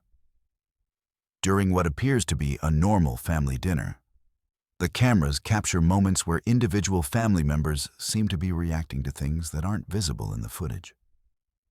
Sophie is seen having animated conversations with empty air, gesturing and responding as if someone is talking back to her. Nathan appears to be watching something move around the room, his head tracking motion that the cameras don't record. David and Rebecca both exhibit episodes where they stop mid-conversation and stare at specific locations in the cabin with expressions of fear or confusion. The situation deteriorated rapidly over the next 2 days. Security footage from December 26th shows the family's behavior becoming increasingly erratic and disconnected from reality. Rebecca is seen barricading doors with furniture, apparently trying to keep something out, though the exterior cameras show no activity around the cabin. David spends hours talking to what appears to be another person in the living room, carrying on detailed conversations with someone the cameras don't capture. The children's behavior becomes more concerning, with both Sophie and Nathan exhibiting signs of terror, hiding under furniture and crying about things that aren't visible in the recordings. What makes the security footage particularly disturbing is how it captures the family responding to a shared hallucination that appears to be consistent across all 4 family members. At several points, all 4 Pattersons are seen reacting to the same apparent stimulus, looking in the same direction, responding with similar fear or confusion, and moving in coordinated ways that suggest they're all seeing and hearing the same things. Yet the cameras record nothing that could explain their reactions, creating footage that shows a family terrorized by invisible phenomena. On December 27th, the situation reached a crisis point that was captured in real time by the security system. Footage from that evening shows Rebecca attempting to call for help on her cell phone, but she appears to be having difficulty concentrating and repeatedly forgets what she's doing mid-call. David is seen trying to gather the family's belongings as if preparing to leave, but he becomes distracted and confused, eventually abandoning the packing effort entirely. The children are visibly ill, appearing lethargic and disoriented, but they continue to react with fear to things the cameras don't record. The most chilling footage comes from the early morning hours of December 28th. when the cameras capture what appears to be the family responding to a coordinated attack by invisible assailants. All 4 family members are seen taking defensive positions, moving through the cabin as if evading pursuers, and exhibiting signs of genuine terror. They appear to be following a specific escape route, helping each other navigate obstacles that don't exist, and communicating about threats that the cameras can't detect. The footage shows a family in complete panic, responding to a shared hallucination with such consistency that it appears they're experiencing an actual physical threat. The rescue came when Rebecca's sister, concerned about not hearing from the family for several days, contacted local authorities to request a welfare check. Sevier County Sheriff's deputies arrived at the cabin on the afternoon of December 28th and found the Patterson family in severe medical distress. All 4 family members were unconscious or semi-conscious, suffering from what paramedics quickly identified as carbon monoxide poisoning. They were immediately transported to the University of Tennessee Medical Center, where blood tests confirmed dangerous levels of carbon monoxide in their systems. The medical team, led by Dr. Michael Torres, noted that the family's symptoms were consistent with prolonged exposure to moderate levels of carbon monoxide, high enough to cause hallucinations, confusion, and cognitive impairment, but not immediately life-threatening. The Patterson family had been slowly poisoning themselves over the course of their vacation, with symptoms that gradually worsened as the carbon monoxide accumulated in their bloodstreams.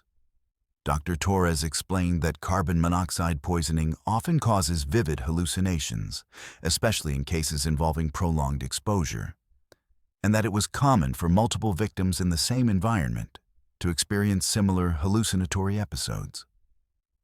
The investigation revealed that the cabin's newly installed heating system had a faulty heat exchanger that was leaking carbon monoxide into the cabin's air supply. The leak was subtle enough that it hadn't been detected during routine safety inspections, but it was producing enough carbon monoxide to gradually poison anyone staying in the cabin for extended periods.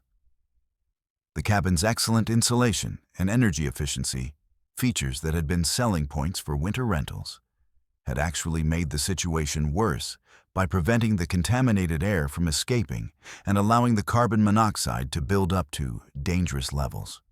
However, what made the Patterson case unique was the security footage analysis conducted by Dr. Sarah Mitchell, a neuropsychologist specializing in toxicology-induced hallucinations.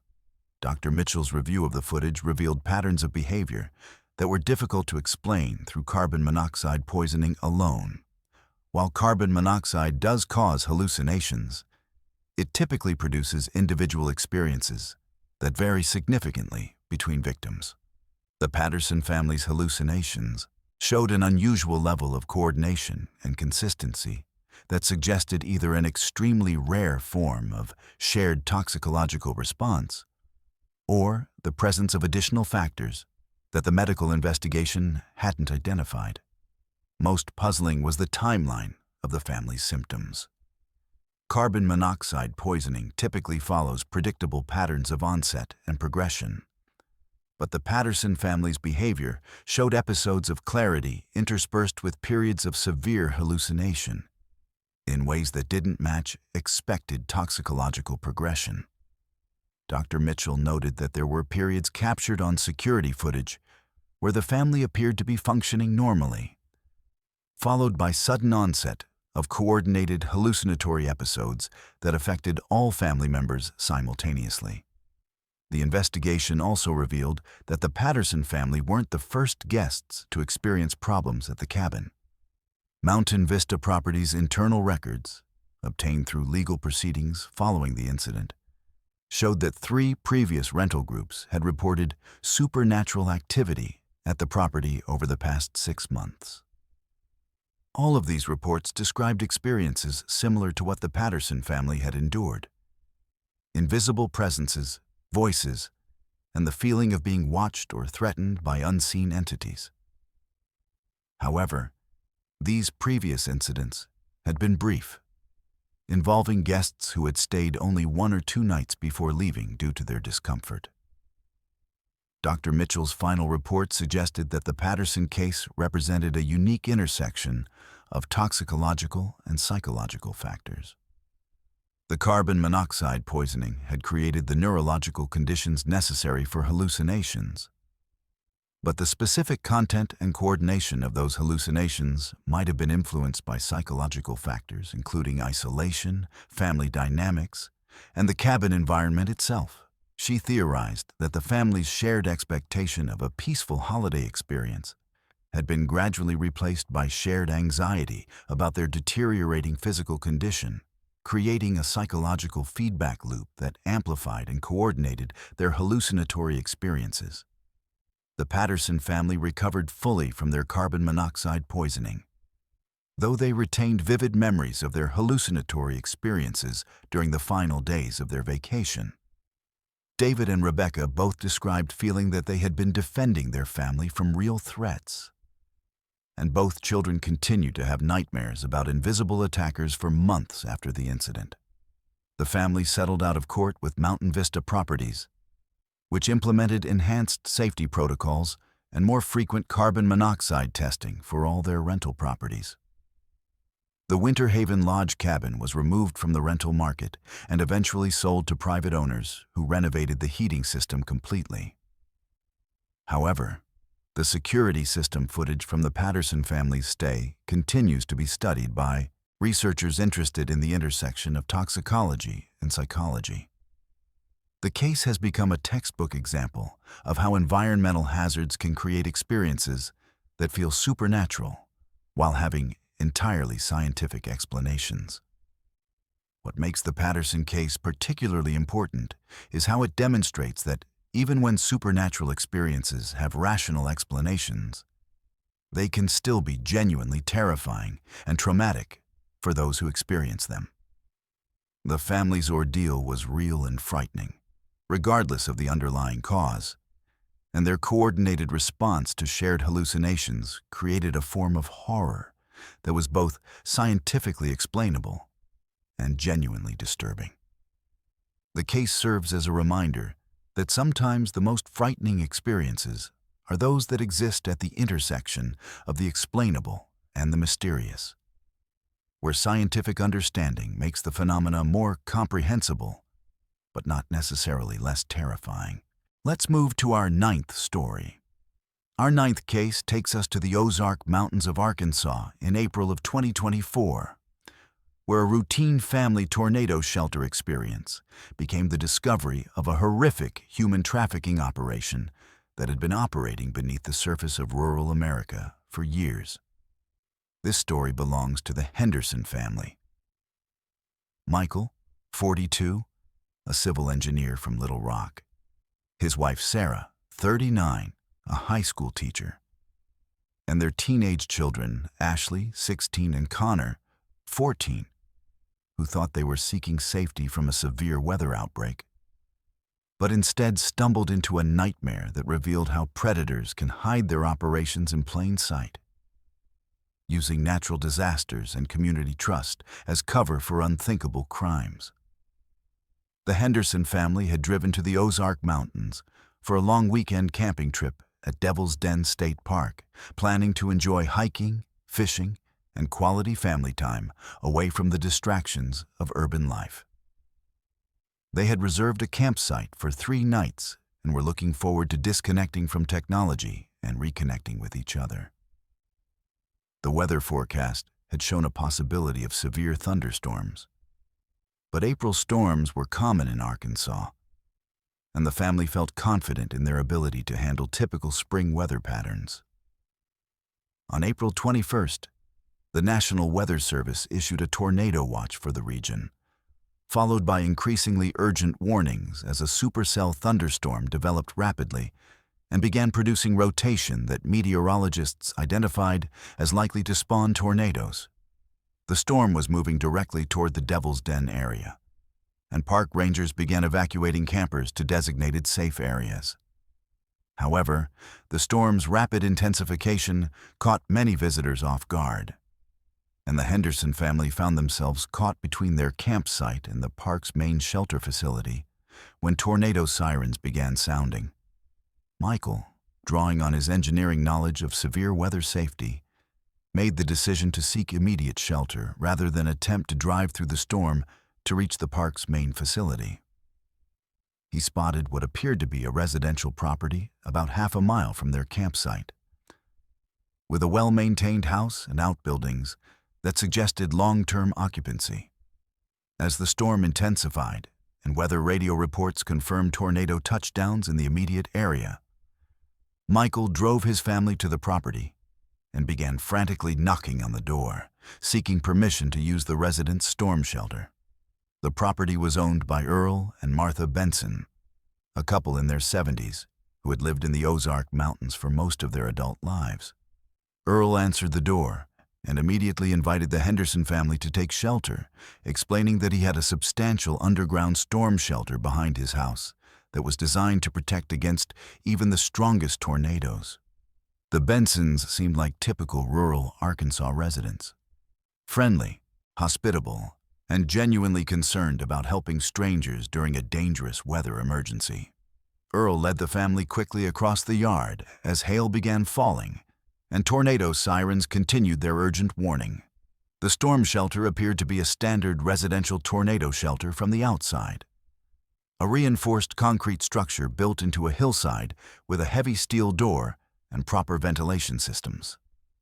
Earl opened the door and ushered the Henderson family inside, explaining that the shelter was equipped with emergency supplies, communication equipment, and comfortable seating for extended stays if necessary.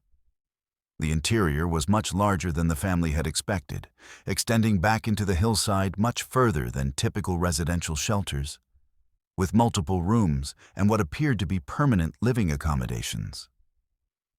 As the family settled into the shelter and listened to the storm raging overhead, Sarah began noticing details that made her increasingly uncomfortable.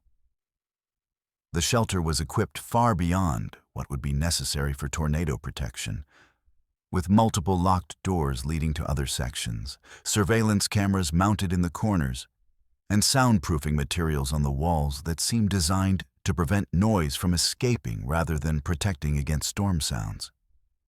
Most disturbing, she began hearing what sounded like voices coming from the locked sections of the shelter, voices that sounded young and frightened. Michael initially dismissed Sarah's concerns, attributing the sounds to storm noise and the stress of the situation. However, as they spent more time in the shelter, other family members began noticing the same anomalies. Ashley heard what sounded like someone crying in the next room, while Connor reported hearing multiple voices speaking quietly in a section of the shelter that the Bensons had said was used for storage. The voices seemed to be responding to the arrival of the Henderson family. With increased activity and what sounded like attempts to communicate through the walls, the situation became clearly dangerous when Ashley discovered that one of the locked doors wasn't completely secure. While exploring the shelter during a lull in the storm, she found that she could partially open a door that led to a corridor extending deeper into the underground complex. What she saw through the crack in the door made her immediately return to her family in terror. The corridor was lined with what appeared to be prison cells or holding areas, and she could see people inside. Young people who appeared to be held against their will. Michael confronted Earl Benson about what Ashley had seen, demanding to know what was behind the locked doors. Earl's demeanor immediately changed from friendly hospitality to cold menace. He revealed that the storm shelter was actually the entrance to an extensive underground facility that had been used for human trafficking operations for over a decade. The Benson property served as a way station in a network that moved victims between different locations across the rural South, using the isolation of the Ozark Mountains and the cover of community respectability to hide their operations. Earl explained, with chilling matter-of-factness, that the Henderson family had arrived at an extremely inconvenient time. The facility currently housed 14 victims ranging in age from 16 to 25, who were being held before transport to other locations in the trafficking network. The Bensons had been operating this facility for years, using their reputation as helpful community members to deflect any suspicion about their activities. Their remote location, underground facility, and careful cultivation of neighborly relationships had allowed them to operate undetected despite the scope of their crimes. The storm shelter had been specifically designed to serve dual purposes: legitimate tornado protection that provided cover for the underground complex, and a means of controlling access to the facility during law enforcement activity or unexpected visitors. The Bensons had apparently used severe weather events as opportunities to move victims and conduct operations, knowing that law enforcement and emergency services would be focused on storm response rather than routine patrols. Michael realized that his family was now in extreme danger. The Bensons couldn't allow them to leave with knowledge of the trafficking operation, and Earl began discussing plans for keeping the Henderson family permanently as part of the facility's inventory. Martha Benson revealed that they had contingency plans for dealing with unexpected discoveries, including ways to dispose of witnesses and modify their operations to continue functioning after security breaches. The Henderson family's escape was made possible by the same severe weather that had led them to the property initially. The tornado that had been threatening the area finally touched down near the Benson property, causing significant damage to the above-ground structures and disrupting the facility's security systems. During the chaos of the tornado impact, Michael was able to overpower Earl Benson and secure the keys to the locked sections of the shelter. The family immediately began releasing the trafficking victims and coordinating an escape plan. The rescue operation was complicated by the fact that many of the victims had been held for extended periods and were in poor physical and psychological condition. Some had been at the facility for months or even years, and several required immediate medical attention. The underground complex was extensive, with multiple levels and numerous holding areas that had to be systematically searched to ensure no victims were left behind. Michael's engineering background proved crucial in navigating the facility's layout and understanding its security systems. The Henderson family and the rescued victims were able to escape the facility during the storm and make their way to emergency services. Sarah, drawing on her teaching experience and knowledge of crisis management, organized the group of survivors and coordinated with Connor and Ashley to provide support and guidance to the younger victims. The group took shelter in a damaged but stable outbuilding on a neighboring property until the storm passed and they could signal for help. Law enforcement response was led by Arkansas State Police Major Crimes Unit Detective Lisa Rodriguez, who coordinated with federal agencies due to the interstate nature of the trafficking operation. The investigation revealed that the Benson property was part of a network spanning multiple states, with connections to similar facilities in Missouri, Oklahoma, and Louisiana. The underground complex contained evidence of hundreds of victims who had been processed through the facility over more than a decade of operation. The forensic investigation, led by FBI Special Agent David Chen, uncovered detailed records that the Bensons had maintained of their operations, including victim information, transport schedules, and financial records showing millions of dollars in trafficking proceeds. The facility had been constructed gradually over many years, with Earl Benson using his background in construction and his knowledge of local geology to create an elaborate underground complex that was virtually undetectable from the surface. The case broke open a much larger trafficking network that had been operating across the rural South, using legitimate businesses, community connections, and geographic isolation to hide extensive criminal operations. The investigation led to arrests in 7 states and the rescue of over 60 additional victims from similar facilities. The Benson case demonstrated how traffickers could exploit community trust, geographic isolation, and infrastructure designed for legitimate purposes to hide crimes occurring literally underground. Both Earl and Martha Benson were convicted on federal trafficking charges and sentenced to life in prison without possibility of parole.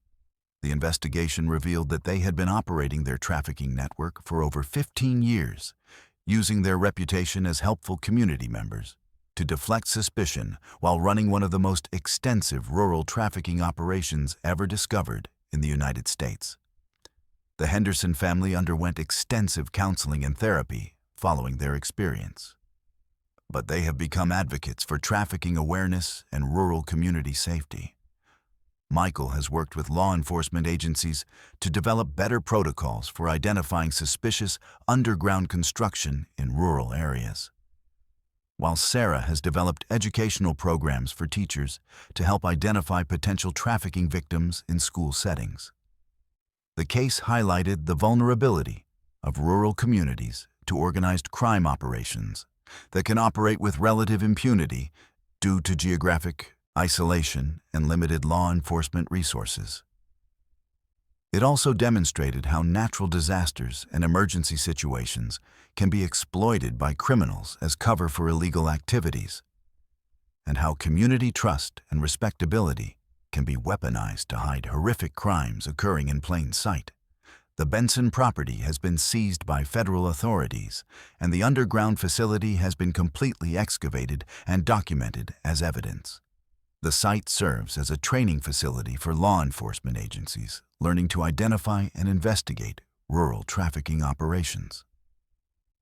The case remains one of the most significant rural human trafficking discoveries in recent U.S. history, revealing the extent to which such operations can hide within seemingly normal communities.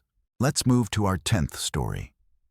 Our 10th case brings us into the realm of temporal anomalies and psychological mystery, taking place in the Cascade Range of Oregon in August of 2023, where a routine solo hiking trip became a documented case of what appears to be either the most elaborate psychological break ever recorded, or evidence that our understanding of time and causality is fundamentally incomplete.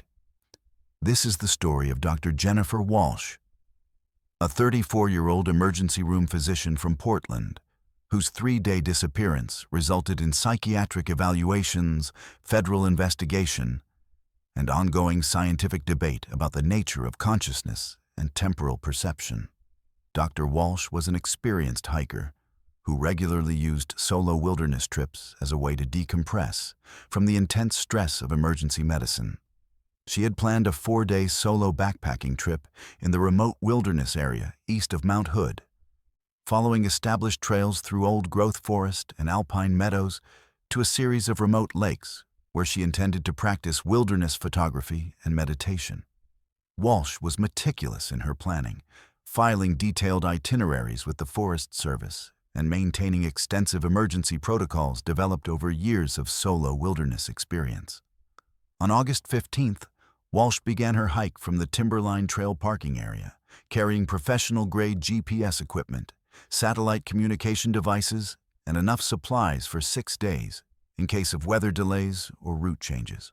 Her planned route would take her approximately 25 miles into the wilderness, with camping stops at designated backcountry sites that required advance permits. Walsh had obtained all necessary permits and had confirmed her itinerary with multiple people, including her supervisor at the hospital and her emergency contact, her sister Maria in Seattle.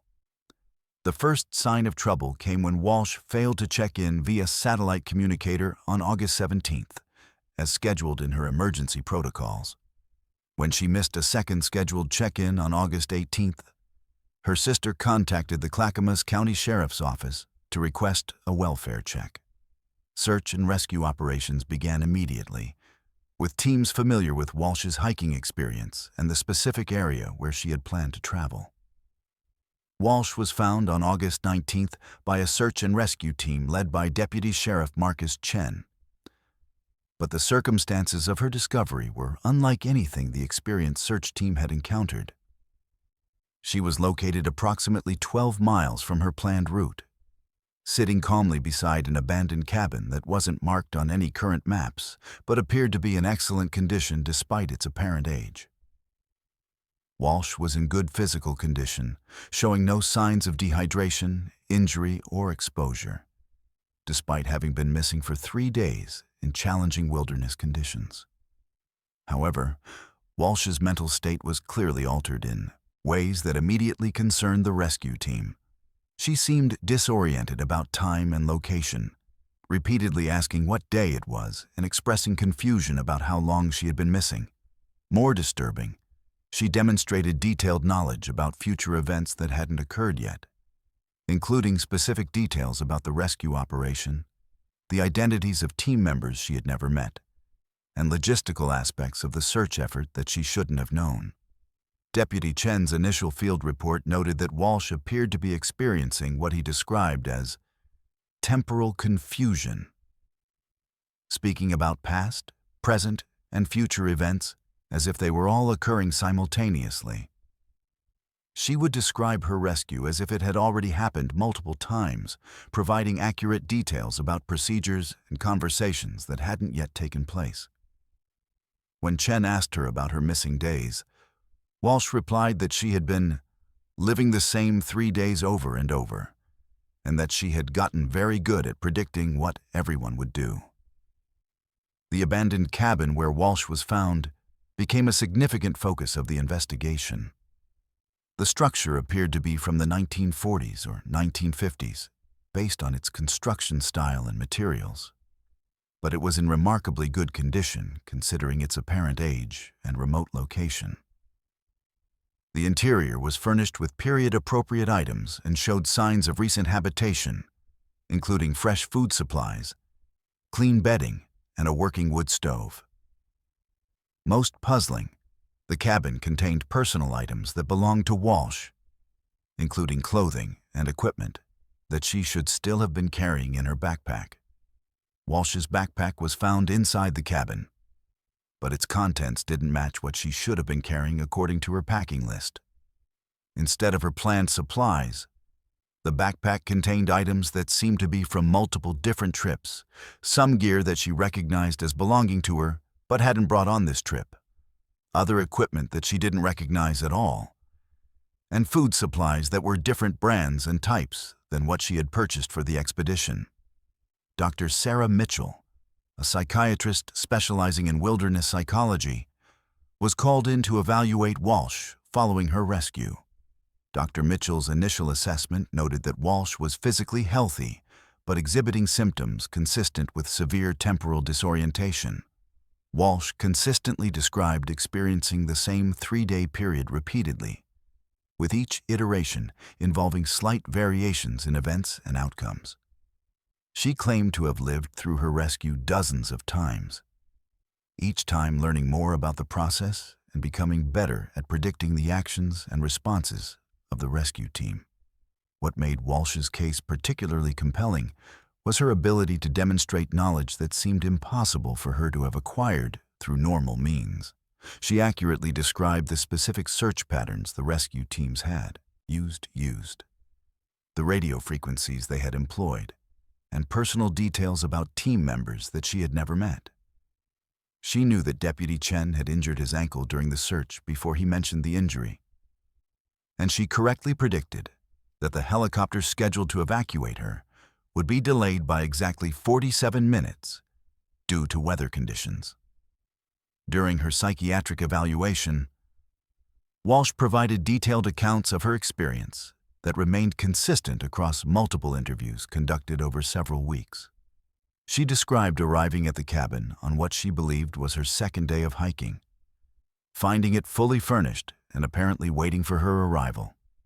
According to Walsh, she spent the first night at the cabin normally, sleeping well and planning to continue her hike the next morning. However, when she woke up, it was the same day again, with the same weather conditions, the same wildlife activity, and the same sequence of events occurring exactly as they had the day before.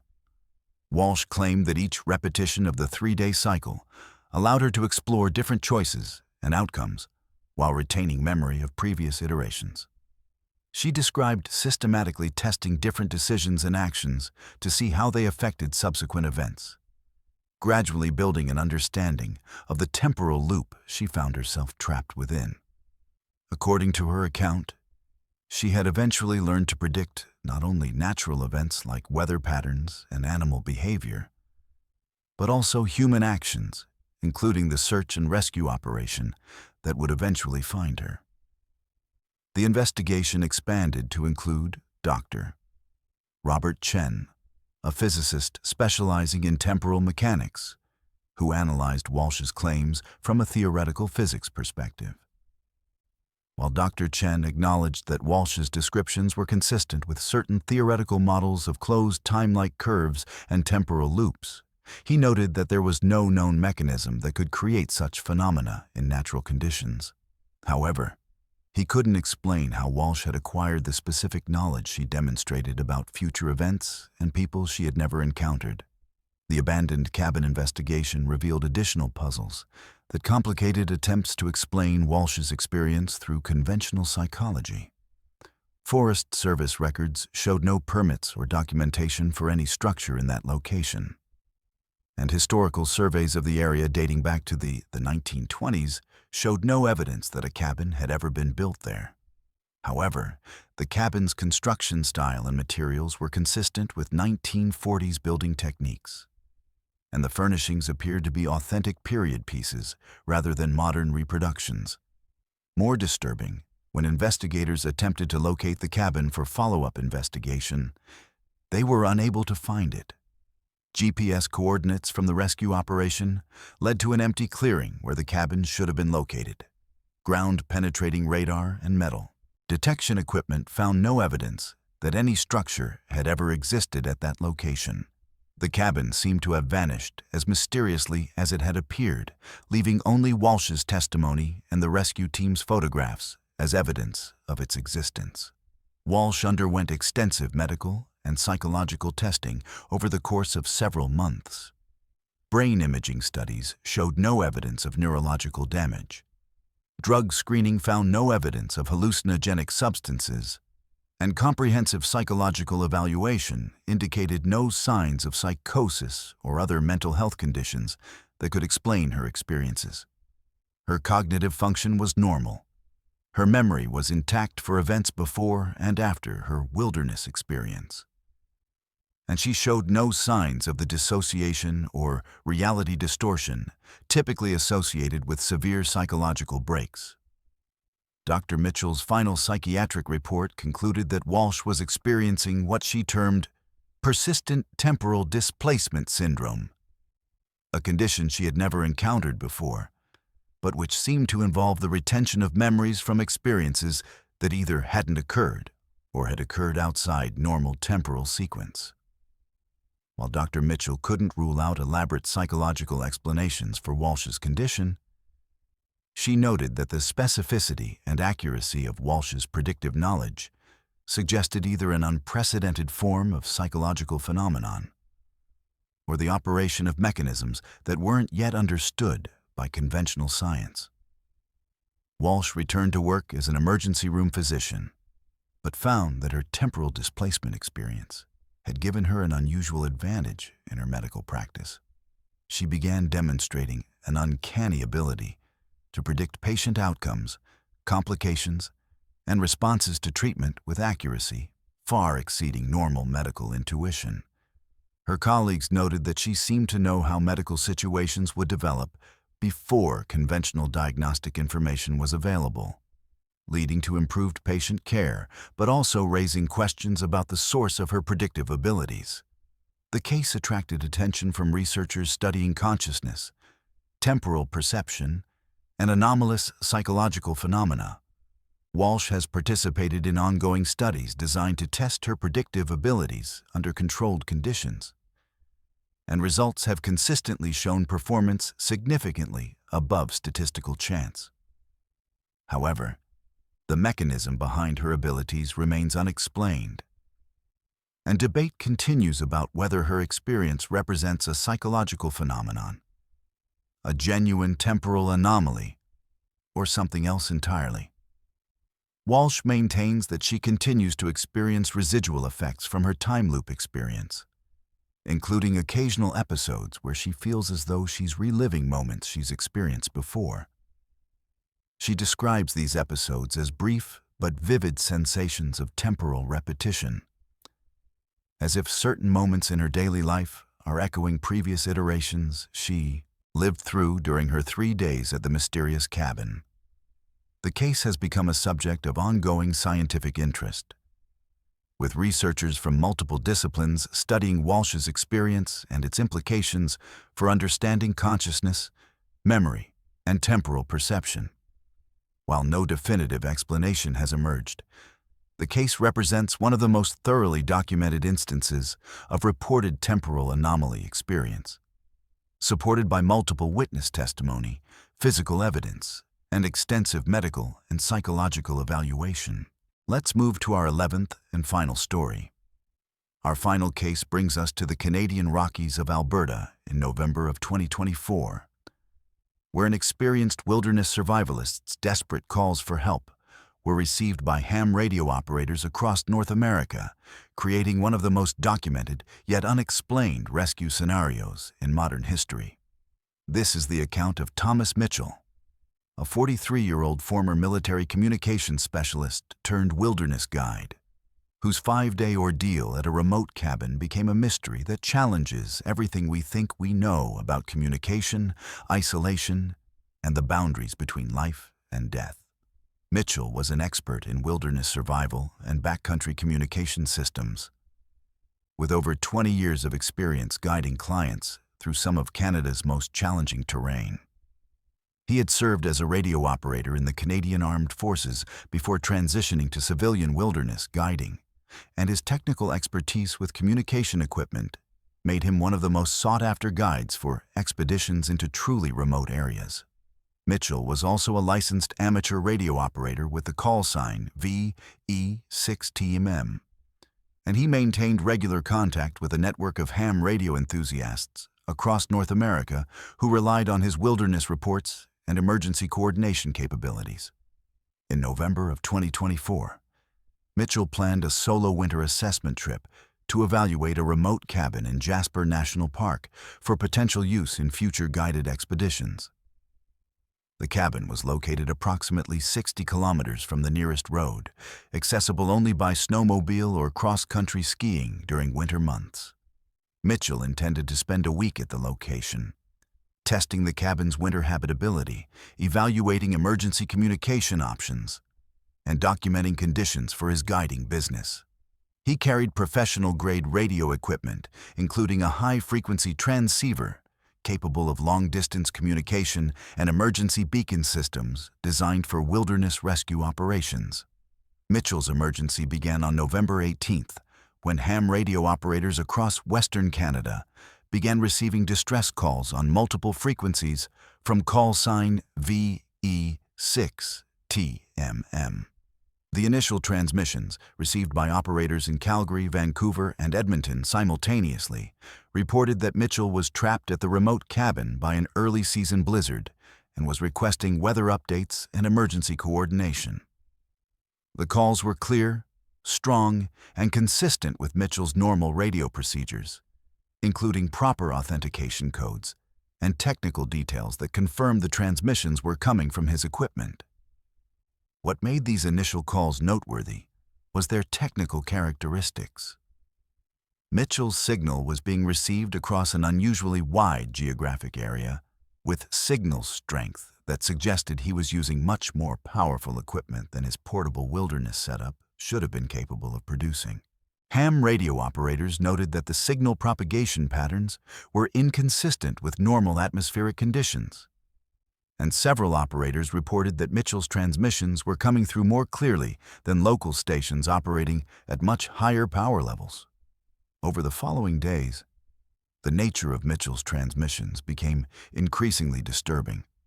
On November 19th, operators began receiving calls where Mitchell described being surrounded by something he couldn't identify, using technical language that suggested he was tracking movement around the cabin with electronic equipment. Mitchell reported detecting multiple large heat signatures circling the property, and described sounds that he couldn't match to any known wildlife species. His transmissions maintained their professional military precision, but the content suggested he was facing a threat that was escalating rapidly. Ham radio operator Jennifer Walsh in Calgary, who had maintained regular contact with Mitchell for several years, noted that his November 19th transmissions included technical details about his situation that seemed impossible given his equipment limitations. Mitchell described using thermal imaging and motion detection systems that he shouldn't have had access to at the remote location.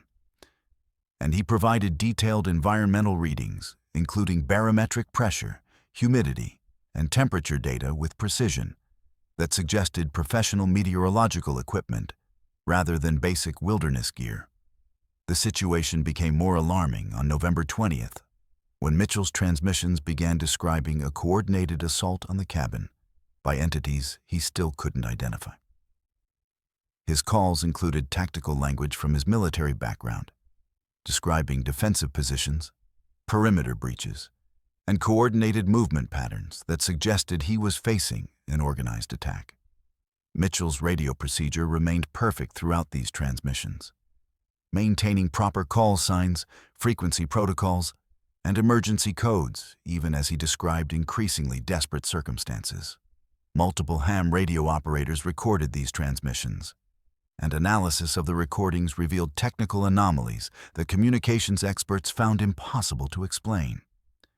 The signal characteristics showed that Mitchell's radio was operating at power levels far exceeding its design specifications, and the clarity of his transmissions suggested he was using professional broadcasting equipment rather than portable wilderness gear.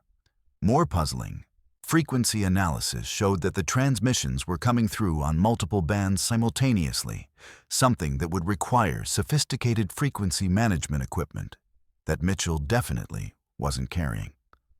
On November 21st, Mitchell's transmissions took on an even more disturbing character as he began describing the entities surrounding the cabin in detail.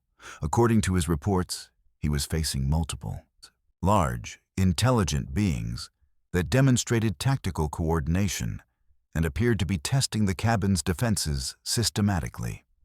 Mitchell described sounds that suggested the entities were communicating with each other using complex vocalizations, and he reported evidence that they were using tools or technology to attempt to breach the cabin's walls and roof. Ham radio operators noted that Mitchell's November 21st transmissions included information that he shouldn't have been able to acquire through normal observation.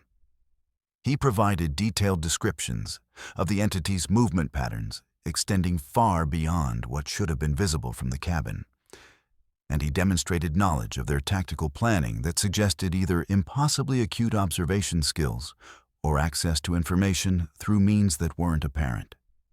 Mitchell's descriptions were consistent and technically precise, but they described a situation that seemed to exceed the boundaries of known wildlife behavior or human threat scenarios.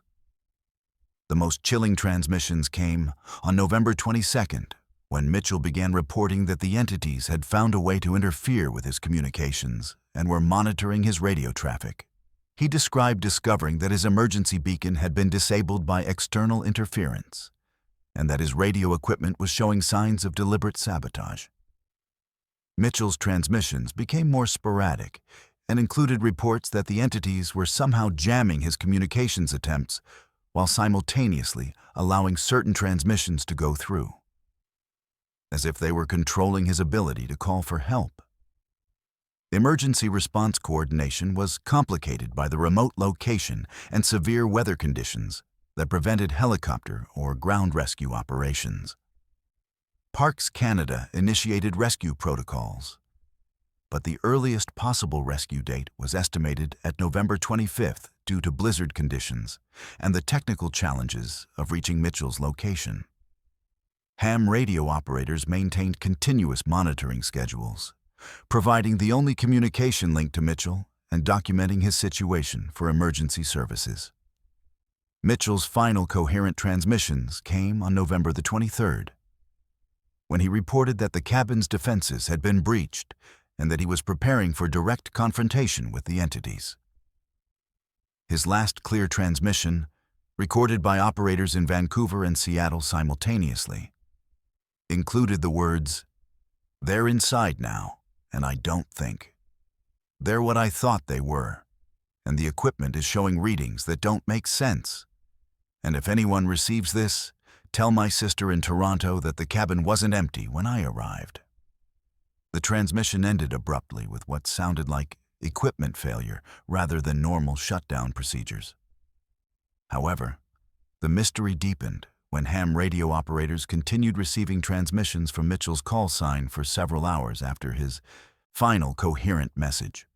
These later transmissions consisted primarily of technical data, weather readings, equipment status reports, and location coordinates, transmitted in Mitchell's voice, but using automated procedures that suggested computer-generated speech rather than live communication. The technical data being transmitted was more detailed and precise than Mitchell's portable equipment should have been capable of generating. The rescue team, led by Parks Canada Warden Sarah Chen, finally reached Mitchell's location on November 25th and made a discovery that contradicted everything the ham radio transmissions had suggested. The remote cabin was completely empty and showed no signs of recent occupation. Mitchell's equipment was nowhere to be found. His planned supplies were not present, and there was no evidence that anyone had been at the location for weeks or possibly months. The cabin was in good condition, with no signs of damage, forced entry, or defensive preparations.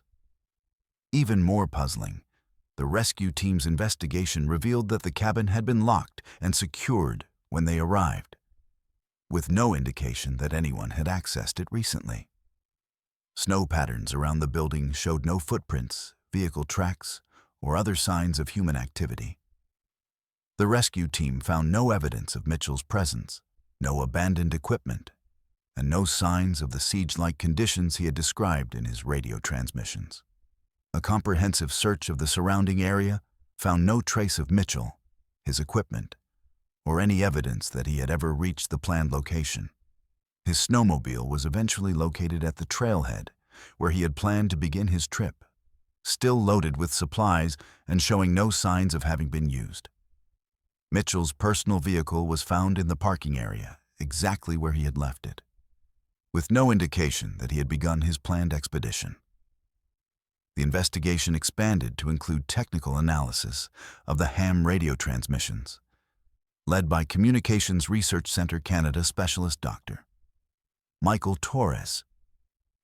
Dr. Torres confirmed that the transmissions had definitely originated from Mitchell's radio equipment using his proper call sign and authentication codes. But signal analysis revealed characteristics that were impossible to explain. The transmissions had signal strength and propagation characteristics that would have required either much more powerful equipment than Mitchell was carrying, or atmospheric conditions that hadn't existed during the time period in question. Most significantly, Dr. Torres discovered that the transmissions had been received over a period of 5 days, but cellular tower data and GPS tracking from Mitchell's emergency devices showed that he had never left the trailhead area. According to electronic evidence, Mitchell had remained in the parking area for less than 2 hours on November 18th before returning home to Calgary. Yet, ham radio operators had continued, receiving transmissions from his equipment for 4 additional days from a location 60 kilometers away. The case attracted attention from researchers studying anomalous communication phenomena and unexplained disappearances in wilderness areas. Mitchell's experience represents one of the most thoroughly documented cases of impossible communication events. With multiple independent witnesses, technical recordings, and forensic analysis that confirms the reality of the transmissions while simultaneously proving that the described events couldn't have occurred as reported. Thomas Mitchell has never been located, despite extensive search efforts and ongoing investigation by multiple law enforcement agencies. His radio equipment has never been recovered, and no explanation has been found for how transmissions continued from his call sign after electronic evidence proves he had returned home. The case remains active with Parks Canada and the RCMP, representing one of the most puzzling disappearance cases in Canadian history. The implications of Mitchell's case extend beyond simple, unexplained disappearance into questions about the nature of communication, consciousness, and reality itself. The documented evidence suggests that somehow transmissions were received from Mitchell's radio equipment describing events that either didn't happen or happened in a way that exceeds our understanding of physical possibility. What makes this case our most unsettling is how it challenges the boundary between the explainable and the impossible. Mitchell's transmissions were technically perfect. His descriptions were detailed and consistent, and his situation was documented by multiple independent observers. Yet the physical evidence proves that none of what he described could have actually occurred in the way he reported it. As we close this collection of disturbing cabin encounters, remember that truth is often stranger than fiction, and that the wilderness holds secrets that we're only beginning to understand. Some questions don't have answers. Some mysteries resist explanation. And sometimes the most terrifying thing is not knowing whether what we've experienced is real or something else entirely. If you've made it this far into these 11 terrifying accounts, you're clearly someone who appreciates the darker mysteries that lurk in the shadows of our world. These stories represent just a fraction of the unexplained encounters, documented mysteries, and terrifying experiences that occur in remote locations every year. For more deep dives into the cases that keep investigators awake at night, make sure to subscribe to Verified Fears and hit that notification bell. We're constantly researching new cases, interviewing witnesses, and uncovering the documentation behind the stories that others are afraid to tell. Don't let fear stop you from seeking the truth. Subscribe now and join our community of people who aren't afraid to look into the darkness and ask the questions that others won't. Your next nightmare might just be one click away.